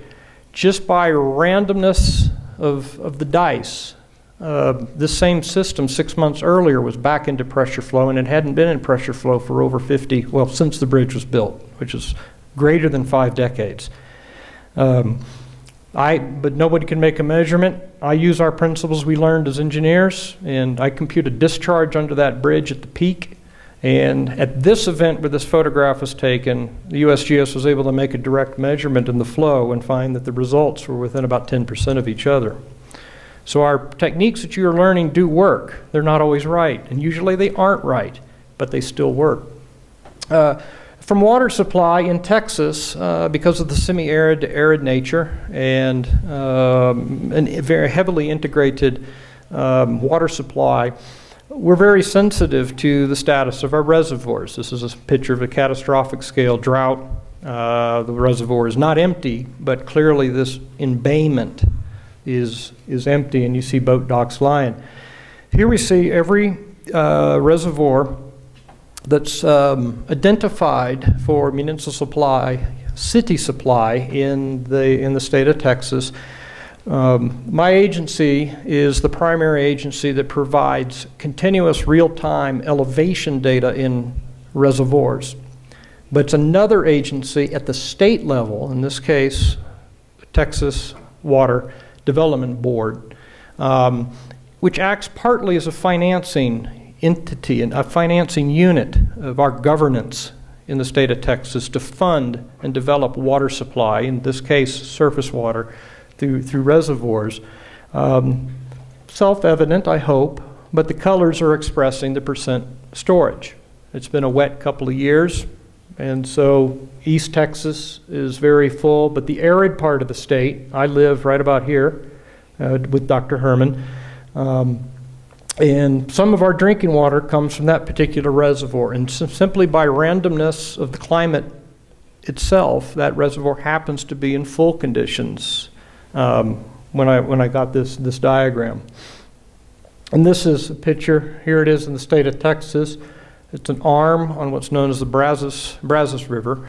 And we see this is referred to Lake Allen Henry. The stream gauge that was established on this bridge in 1961 is still operational. It's been in continuous operation since the early 60s. That reservoir, that gauge operated for several decades before they began to start thinking about sizing that reservoir. How big, how much water can we expect that watershed will produce? What are our risks if it does not produce that water? And then the city, my city, city of Lubbock, borrows money on the global financial markets to fund, in part, and sometimes with state contributions, to build the dam. The dam was in place for 20 years with water in the reservoir, but only until 2011, through another sequence of financing as well as the city's strategic needs in their water supply and risk balance between their other options in water, that they built a pipeline, 4-foot diameter pipeline, from the lake into the city. And it's actually, since the part of the city I live in, that's the water I drink on basically a continuous basis. This is a plot of the annual data, the annual volumes of flow for that gauge. And we see time on the horizontal axis, and we see watershed yield, or the per year production of water, on the vertical axis. And what I want to stress with this particular plot is there's tremendous variability. In my case, being in a semi-arid environment with the nature of the Pacific Ocean and the Gulf of Mexico and frontal systems at 32 degrees latitude, we have very big, significant swings in climate state. And we see, I happen to be coming out of 3 years of extreme drought. In this case, in 2011, which the channel is shown here, almost no water flowed past that stream gauge for that year. But the year prior, we set the overall biggest flow for the period of time. I, as a statistician in a risk analysis, and I move into probability space. I have probability on the x-axis, and I have my data on the y. In this case, it's a linear scale. I will show you a logarithmic vertical scale shortly, or in the next slide. And the attention I want to bring now is then in risk analysis is trying to fit and understand the dice that climate is rolling to generate the realizations of the stream flow for this particular system. And in reality, a city is not interested in risk on the high end, because when there's plenty of water to drink, there isn't much noise, either from our managers or our politicians in our case. But a city becomes very concerned on the drought side of it, is how often do you simply not get enough water at a site? I will move into logarithmic space, where you can see I have logarithms of the flow. And it's a very significant question in here. Do I have a riverine system that is like a tipping point? The climate, all of a sudden the watershed cannot produce any water whatsoever. And what are the conditions that cause that watershed suddenly to stop working? I have full faith, given a few years, it will return. It will produce water, and certainly our historical record for this site suggests. But we live in a part of the United States with significant amount of variability in our hydrologic spectrum. I find it difficult to communicate risk to any audience, be they students or professionals, professionals with entire careers in risk analysis or uncertainty. It is very difficult to communicate that. In this case, I have taken the statistical properties of the blue dots and I take control of the dice and I re-roll them to generate 55 years of flow. Each time I fit my risk curve. Each of those red lines represents the risk curve. The message I have for you today is that notice the significant uncertainty, the variations. I have but the luxury of only 55 years of data or so. I don't have the luxury of 500 years. When, as I get more data, I could have a better understanding.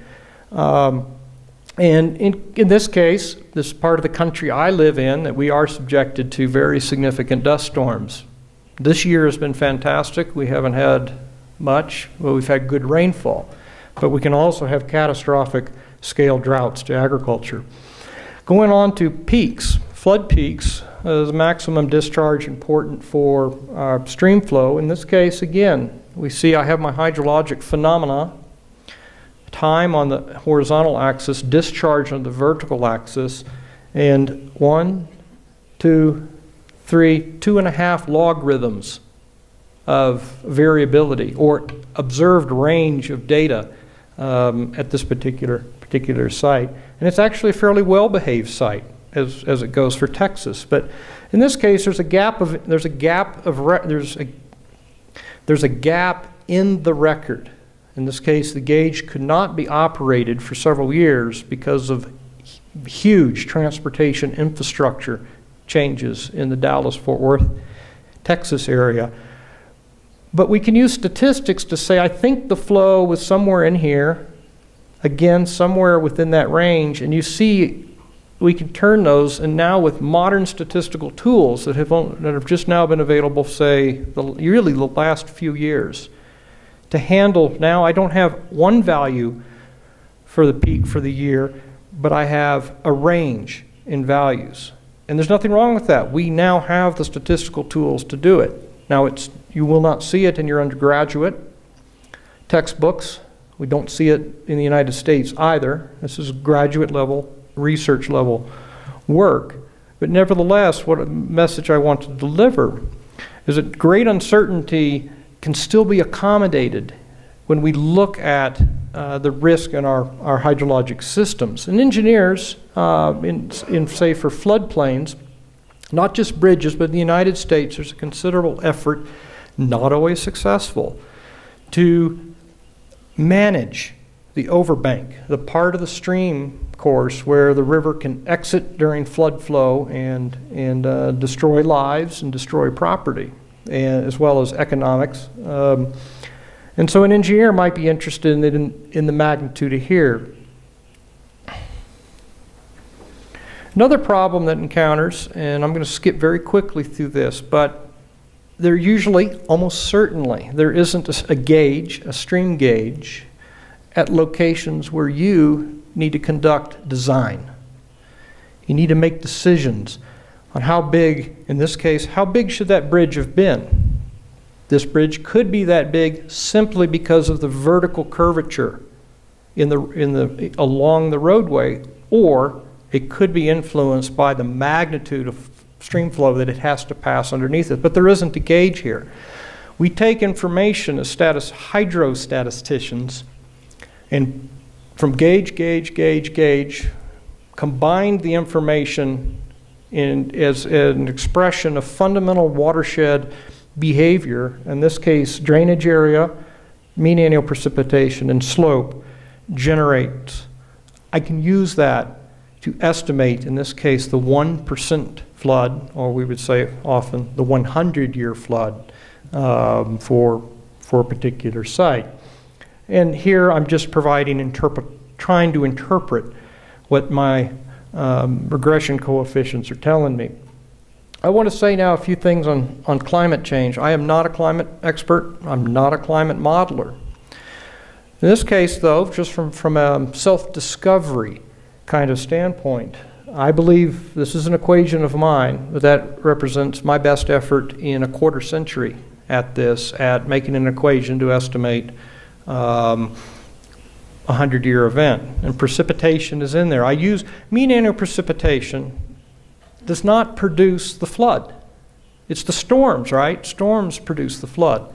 But I can use, in this case, mean annual precipitation to capture something about the terrain, the climate, the vegetation interaction in Texas. I have the luxury of not having mountains. You all have actually a dramatically more complicated problem in this regard. I have a nice smooth gradient in rainfall across the state, which doesn't allow me to pull this stunt or experiment off, if you will. What I want to say is, notice the exponent in there. The exponent is near 1. 1 means there's linearity in that equation. It means doesn't appear to be a lot of non-linearity in the relation between a flood discharge and precipitation. Climate change may change precipitation in the state of Texas. But given the other uncertainties, I think transportation engineers don't need to have as much concern. But a different picture is when we develop equations to estimate volume of water for a given watershed. Equations look similar, but the phenomena being described via statistics is mean annual flow. So I've returned back to earlier in the talk. In this case, for all of the stream gauges in this region of Texas, hydrologic region, this equation, notice the exponent on precipitation is near 4. There's strong nonlinearity in that equation. From a water supply standpoint, does the engineering community need to have more concern, potentially more study needed, that water supply is more sensitive to potential changes in the precipitation field, whereas floods, big floods, there's so much uncertainty really anyway. But I also showed you, I think there's strong linearity. Few slides, there's no mathematics particularly, there isn't now further. Because some statistical tools have arisen in the last few years, we can take very unusual bits of information on past flooding and incorporate that into our risk analyses. Obviously identify Bolivia and the United States on there. There's much we don't know.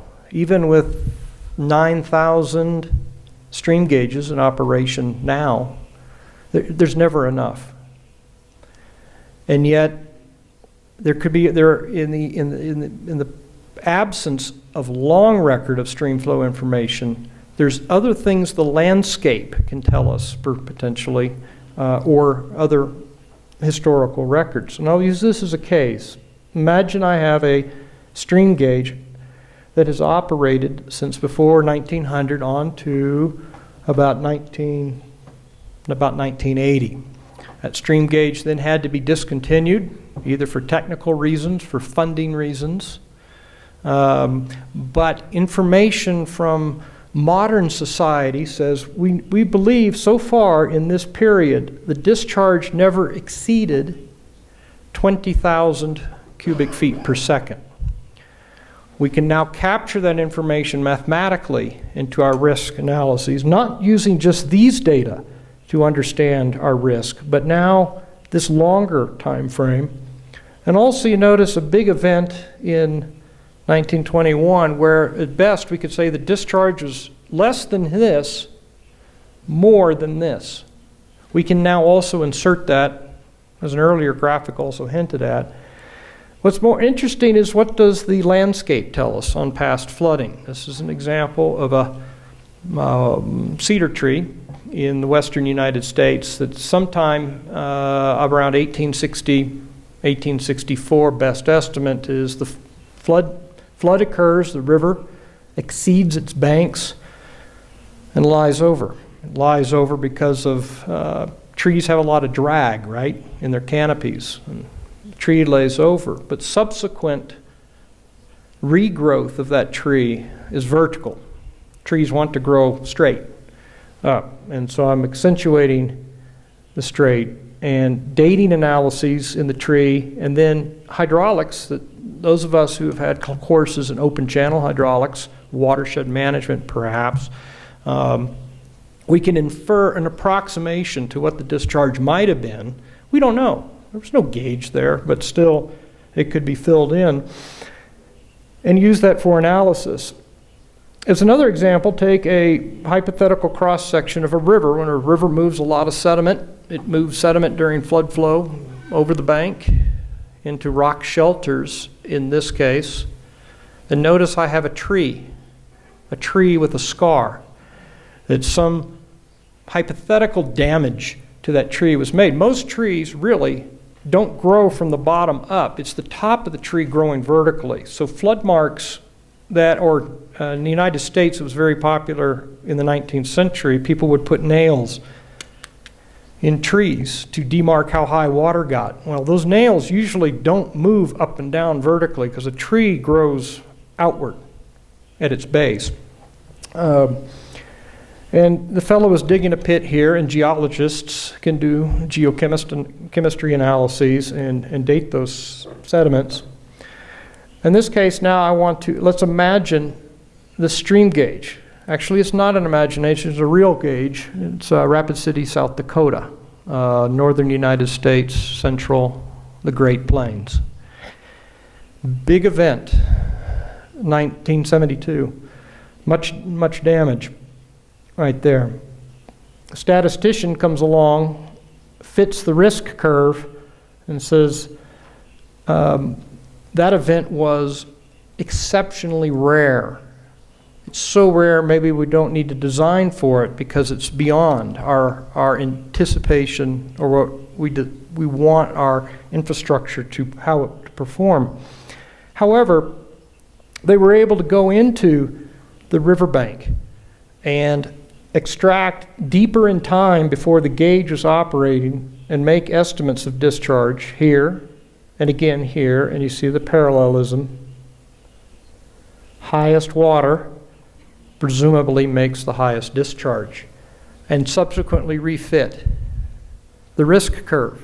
And we see that the risk curve has gone up.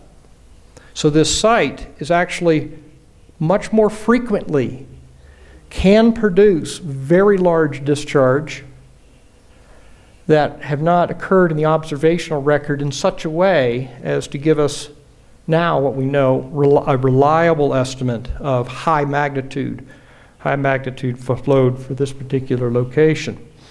If this is something that's of interest to you, you are certainly welcome to contact me, and I can help get in touch with the open source software that can be used for these kinds of calculations. At this time, most of the work is in English, but with that, I'll take questions. That's actually me in my truck. So,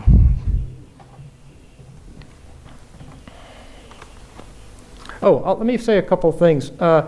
There's a stream gauge here funded by Texas Department of Transportation, small culvert. It's a real challenge to collect data in really, really small watersheds. There happens to be good hydraulics here, and in this case, it's a very small real-time system providing telemetry, not for early warning, but after many, many years of operation, you begin to understand what this small watershed might be able to produce. ¿Alguna pregunta?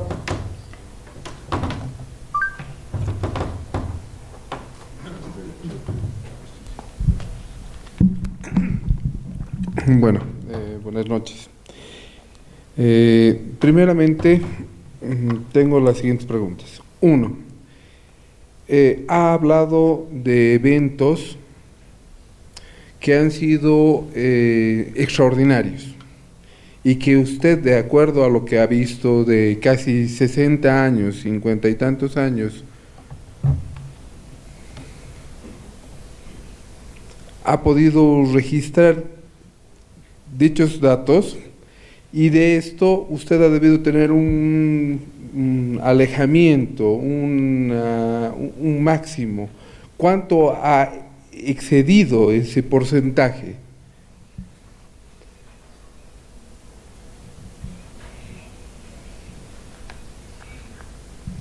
Dos, usted ha hablado de bioindicadores,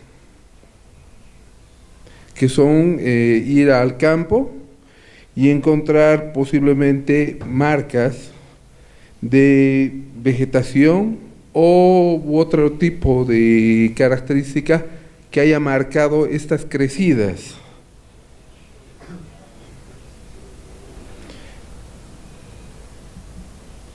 En los árboles, posiblemente, quizás que se registra, o en la topografía del lugar.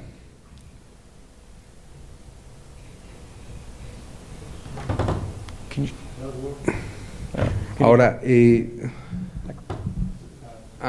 Got 50% of it.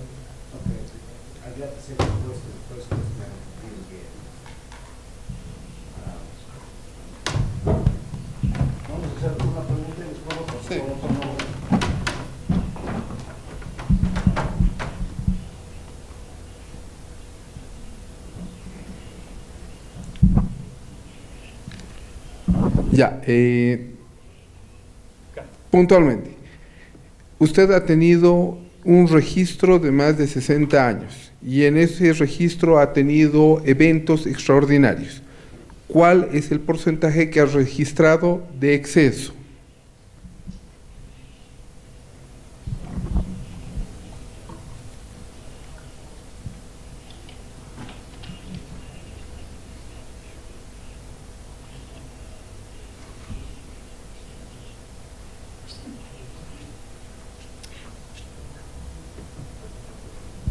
La segunda pregunta puede ser.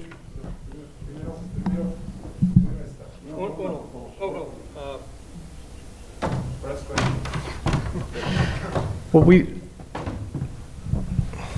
what I commonly see, at least in Texas, is I have a preference to think in terms of percents in logarithms, but the typical uncertainty at the 90th percentile, starting to become a rare event, is often on the order of a quarter of a log cycle to a third of a log cycle. That might translate to 50%. Very, very big, unfortunately. But it's just the nature of much of what I have to deal with, but other parts of the United States are not as sensitive to climate swings as Texas.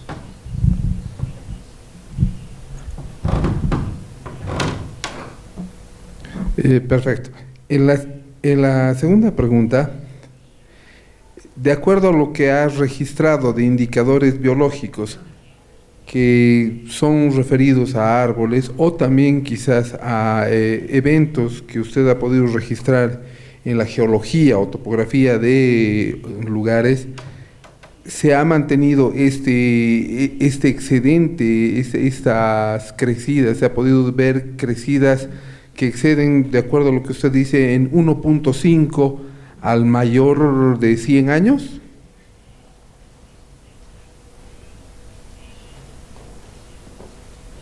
Can you relay it? I'll make a question to you. Yeah. Go ahead. You've shown biological, geological, and topographical indicators. Mm-hmm. And he wants to know if how much those indicators have exceeded the available data that we normally have.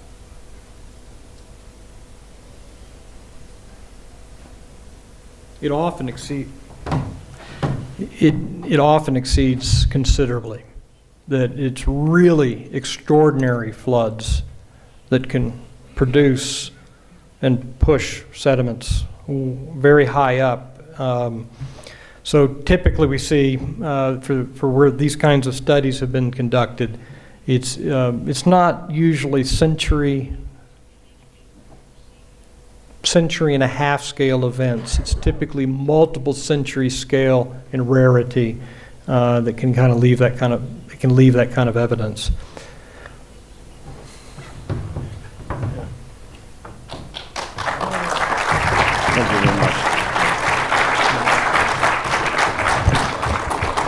Para concluir este primer encuentro, porque mañana tenemos programado el encuentro con expertos en una mesa redonda, vamos a cederle la palabra al docente de la Universidad Católica, Magíster Mauricio Ledesma, para que nos comente un poco la situación en Bolivia, qué modelos se están usando, qué se está haciendo en el término del manejo de cuencas. Les recomiendo quedarse, no va a ser muy larga.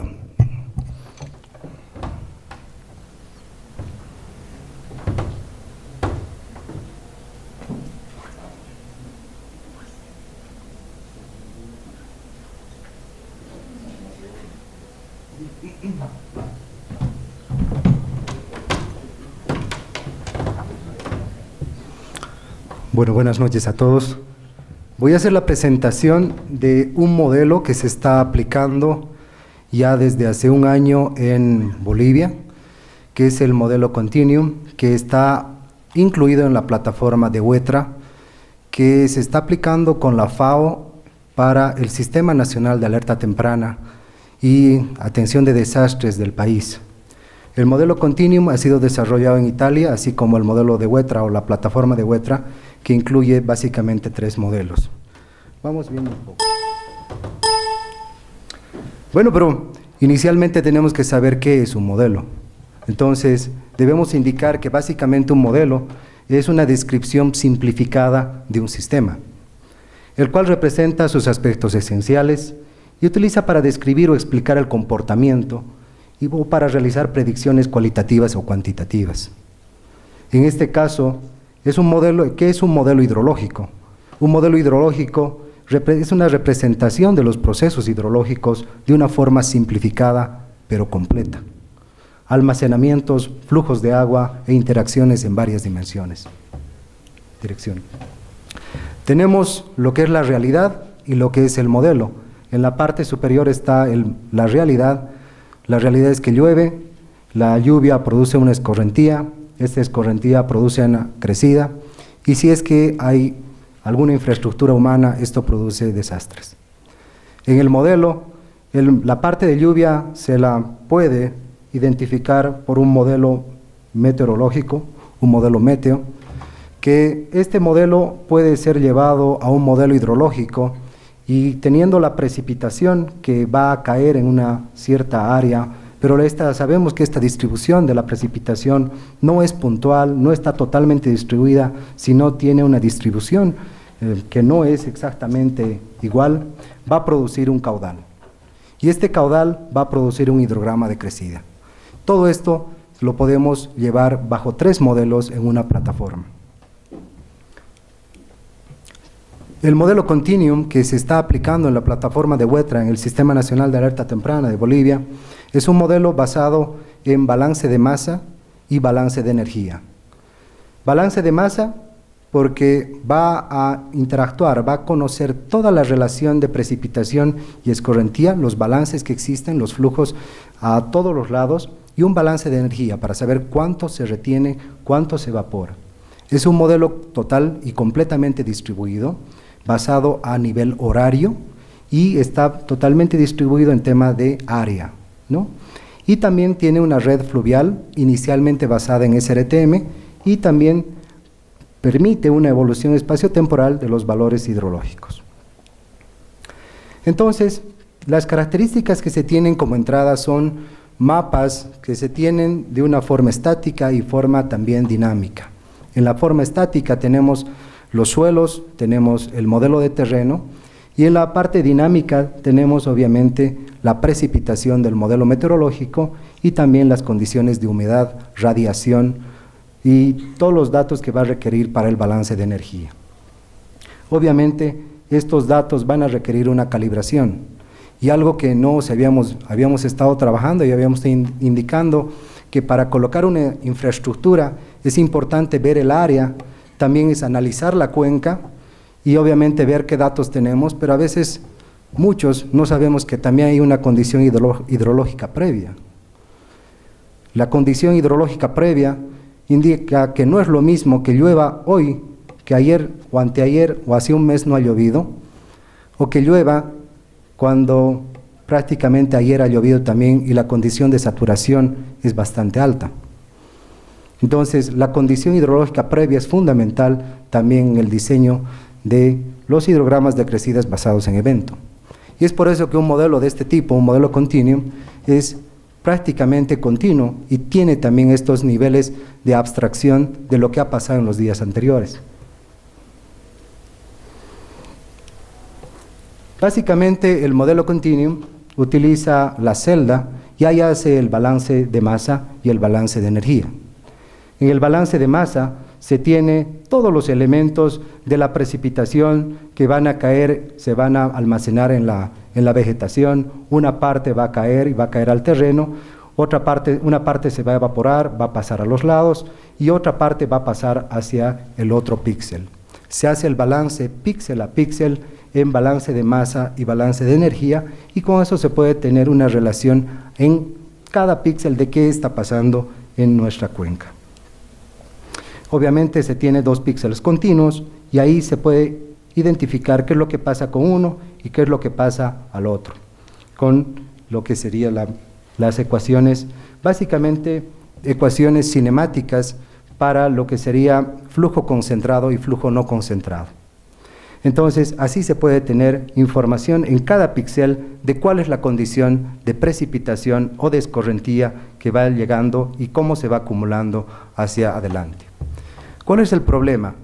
El problema es que este sí es un modelo bastante completo, pero utiliza Matrix Laboratory, que es MATLAB, porque es a nivel horario.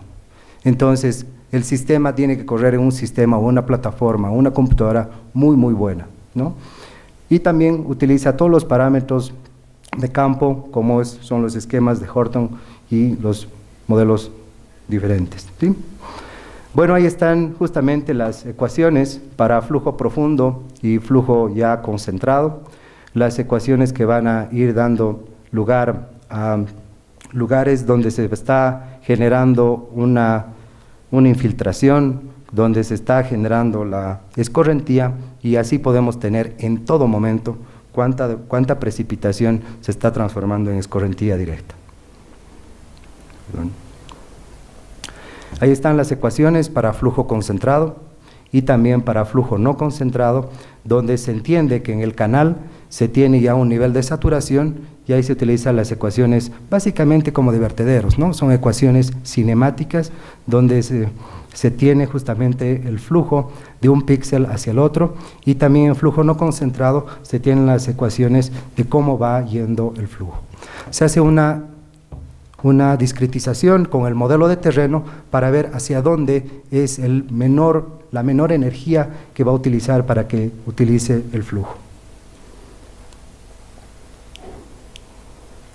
En el balance de energía utiliza la ecuación general de balance de energía y no así ecuaciones empíricas como Penman y otras, sino como se tiene información de radiación neta y también lo que es la energía latente y lo que sería la energía del calor latente y el flujo del calor sensible, se puede hacer la relación del balance de energía y con eso tener cuánta es la cantidad de evaporación neta que está perdiendo cada píxel.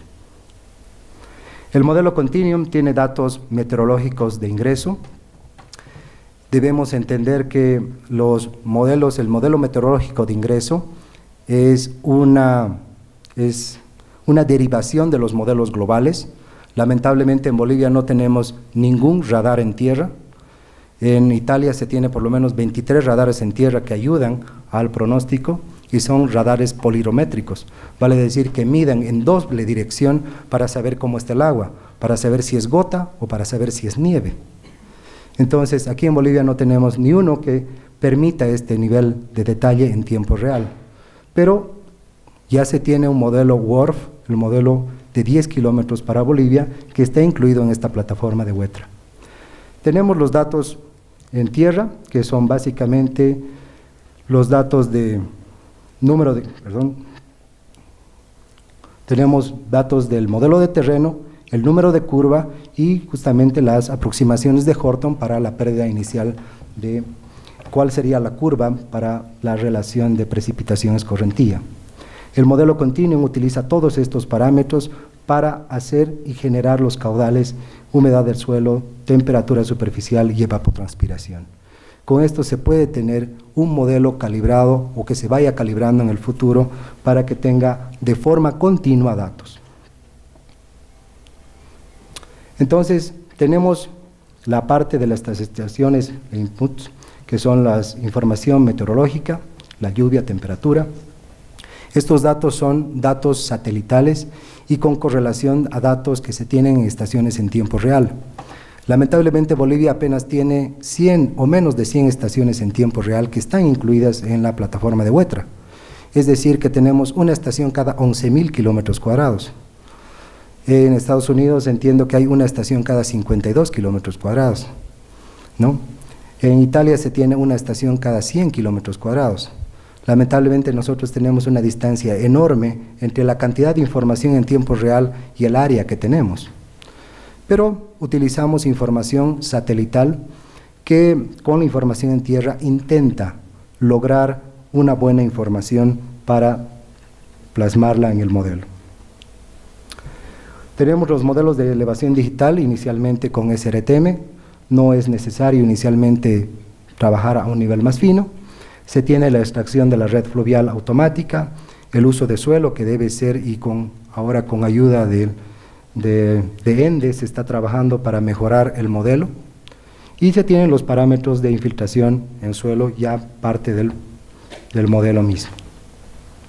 El modelo de elevación digital genera justamente las direcciones de flujo, las direcciones más sencillas que pueda generar el flujo y también se tiene la red fluvial bajo un filtro morfológico. A partir de esas series temporales que se van generando, se puede tener los hidrogramas en tiempo real, entendiendo que se tiene una condición hidrológica media, ni seca ni totalmente húmeda, que se va a ir calibrando en el tiempo, porque este modelo va a permitir eso con los datos que se puedan tener en las estaciones hidrométricas en tiempo real. Entonces, una vez que se tiene las salidas del modelo hidrológico, se tiene el grado de saturación, temperatura del suelo, la infiltración y la evapotranspiración. Y con eso se puede tener cuáles van a ser nuestros caudales y la respuesta hidrológica de las cuencas en un modelo continuo prácticamente en el tiempo. Con esto vamos a tener hidrogramas ya no basados en precipitaciones máximas en 24 horas o en modelos basados en evento, sino un modelo continuo de datos que nos va a dar cuál es la realidad, qué es lo que está pasando en cada punto de una cuenca. A partir de eso también podemos tener estos datos medidos con observaciones y como el modelo WRF permite una predicción a 3 días, podemos estimar cuál puede ser el pronóstico a 3 días de un hidrograma de crecida. Lamentablemente, hoy en día, los modelos que se tienen, el modelo que se tiene incluido en la plataforma de WETRA es el modelo bidimensional, el modelo hidráulico bidimensional Telemac 2D. Este modelo utiliza la ecuación de San Venant para la solución de volúmenes finitos. Y obviamente esto requiere mucho tiempo. Entonces, en tiempo real no podríamos solucionar una de estas ecuaciones. Lo que podemos hacer es hacer correr el modelo con varios caudales y tener las respuestas hidráulicas que pueden existir y con los modelos y los caudales probables que se puedan tener, podemos estimar cuánto se puede inundar una región. Ahí está la plataforma de WETRA con la precipitación en tiempo real y las respuestas hidrológicas de los puntos que estamos queriendo calcular. Aparte de eso, se tiene el modelo FloodProfs, que es un modelo probabilístico para hacer una predicción de inundaciones, y aparte también se utiliza el Rain Farm, que es un modelo que simula qué precipitación puede existir. Y eso nos puede permitir para hacer una mitigación de efectos en caso de eventos extremos, pero con 2 o 3 días de anticipación y así poder indicar a la población que pueda tomar sus previsiones. Entonces, se tienen los modelos y la base son observaciones ahorita en observaciones satelitales, pero nuestro problema fundamental es que estos datos espaciales deben ser correlacionados con datos en tierra y lamentablemente, como les había indicado, muy poca información en tiempo real tenemos en nuestro país. pero los modelos probabilísticos pueden indicar qué es lo que pudiera pasar y generar una cantidad de probabilidades o algunos hidrogramas que pueden pasar a partir de una precipitación dada y algún modelo meteorológico dado. Lamentablemente, como les decía, en este caso solo se tiene un servidor en La Paz que ha sido provisto por la FAO que puede correr este tipo de modelos, ¿sí? En Mónaco existe una de las supercomputadoras de todo el mundo donde se puede correr muchos más modelos, ¿no? Pero lamentablemente, como les decía, en Bolivia solo podemos correr un modelo que tarda más o menos 2 o 3 horas y se tiene a las 10 de la mañana de cada día la probabilidad de que exista justamente estos eventos y las predicciones para 3 días. La previsión efectiva de inundaciones en tiempo real es fundamental y para esto se requiere información en tiempo real. Por eso se tiene que tener y proporcionar pronósticos de precipitaciones con métodos numéricos y estos estén vinculados a una red de sensores que tengan telemetría y control central. Si la información de datos pluviométricos está en un lugar muy lejos y no lo podemos tener en un tiempo fiable o no lo podemos tener en tiempo real, no nos sirve. Los datos deben ser confiables y debemos tener acceso de forma inmediata. Con eso, solo así vamos a poder generar los modelos y vamos a poder predecir qué es lo que puede pasar a partir de nuestro modelo meteorológico, el modelo hidrológico y la corrida en el modelo hidráulico.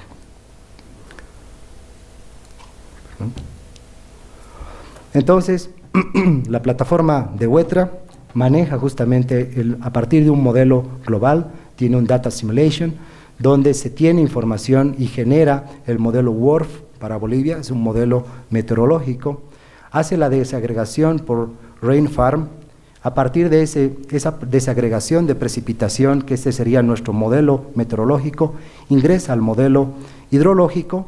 El modelo hidrológico empieza a generar una cantidad probabilística de hidrogramas que pudieran ocurrir y a partir de eso se puede generar un modelo hidráulico que nos puede indicar cuánto se puede inundar. En Bolivia se está trabajando inicialmente con la cuenca del Chapare, donde este es el punto del puente Gumucio, donde drenan por ese punto 5.000 kilómetros cuadrados. Y las estimaciones todavía de precipitación son bastante gruesas.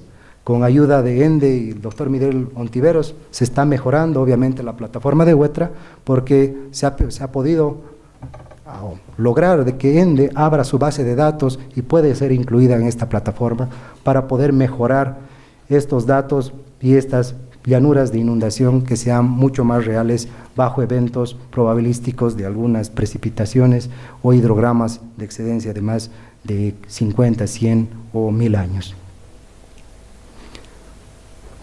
La cadena de pronóstico tiene un modelo meteorológico que nos da el mapa de lluvia y temperaturas. Este modelo se hace una desagregación a través de Rain Farm y nos da un mapa de lluvia de alta definición. El modelo entra al modelo Continuum, modelo basado en balance de masa y balance de energía, y este modelo va al modelo hidráulico, en este caso un modelo Telemac 2D. ¿Por qué un modelo Telemac 2D? Porque nos permite ver cuáles son las ecuaciones que estamos trabajando y también nos permite manipular en cualquier momento todo lo que está dentro del modelo mismo y a partir de eso podemos sacar el pronóstico de áreas de riesgo de inundación con 1 o 2 días de anticipación en algún caso.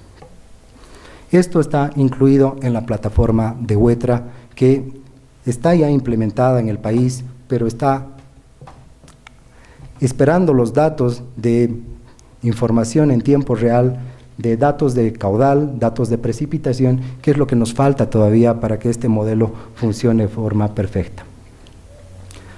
Es una presentación muy rápida de lo que es la plataforma de WETRA, pero fundamental para ver la importancia de los datos y la importancia que nos va a permitir esta información para lograr un sistema nacional de alerta temprana en Bolivia. Muchas gracias.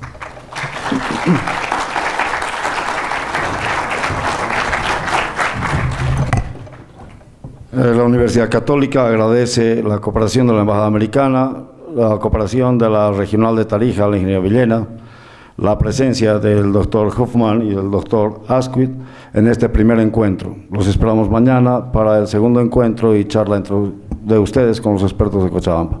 A todos ustedes, muchas gracias por su presencia. Buenas noches.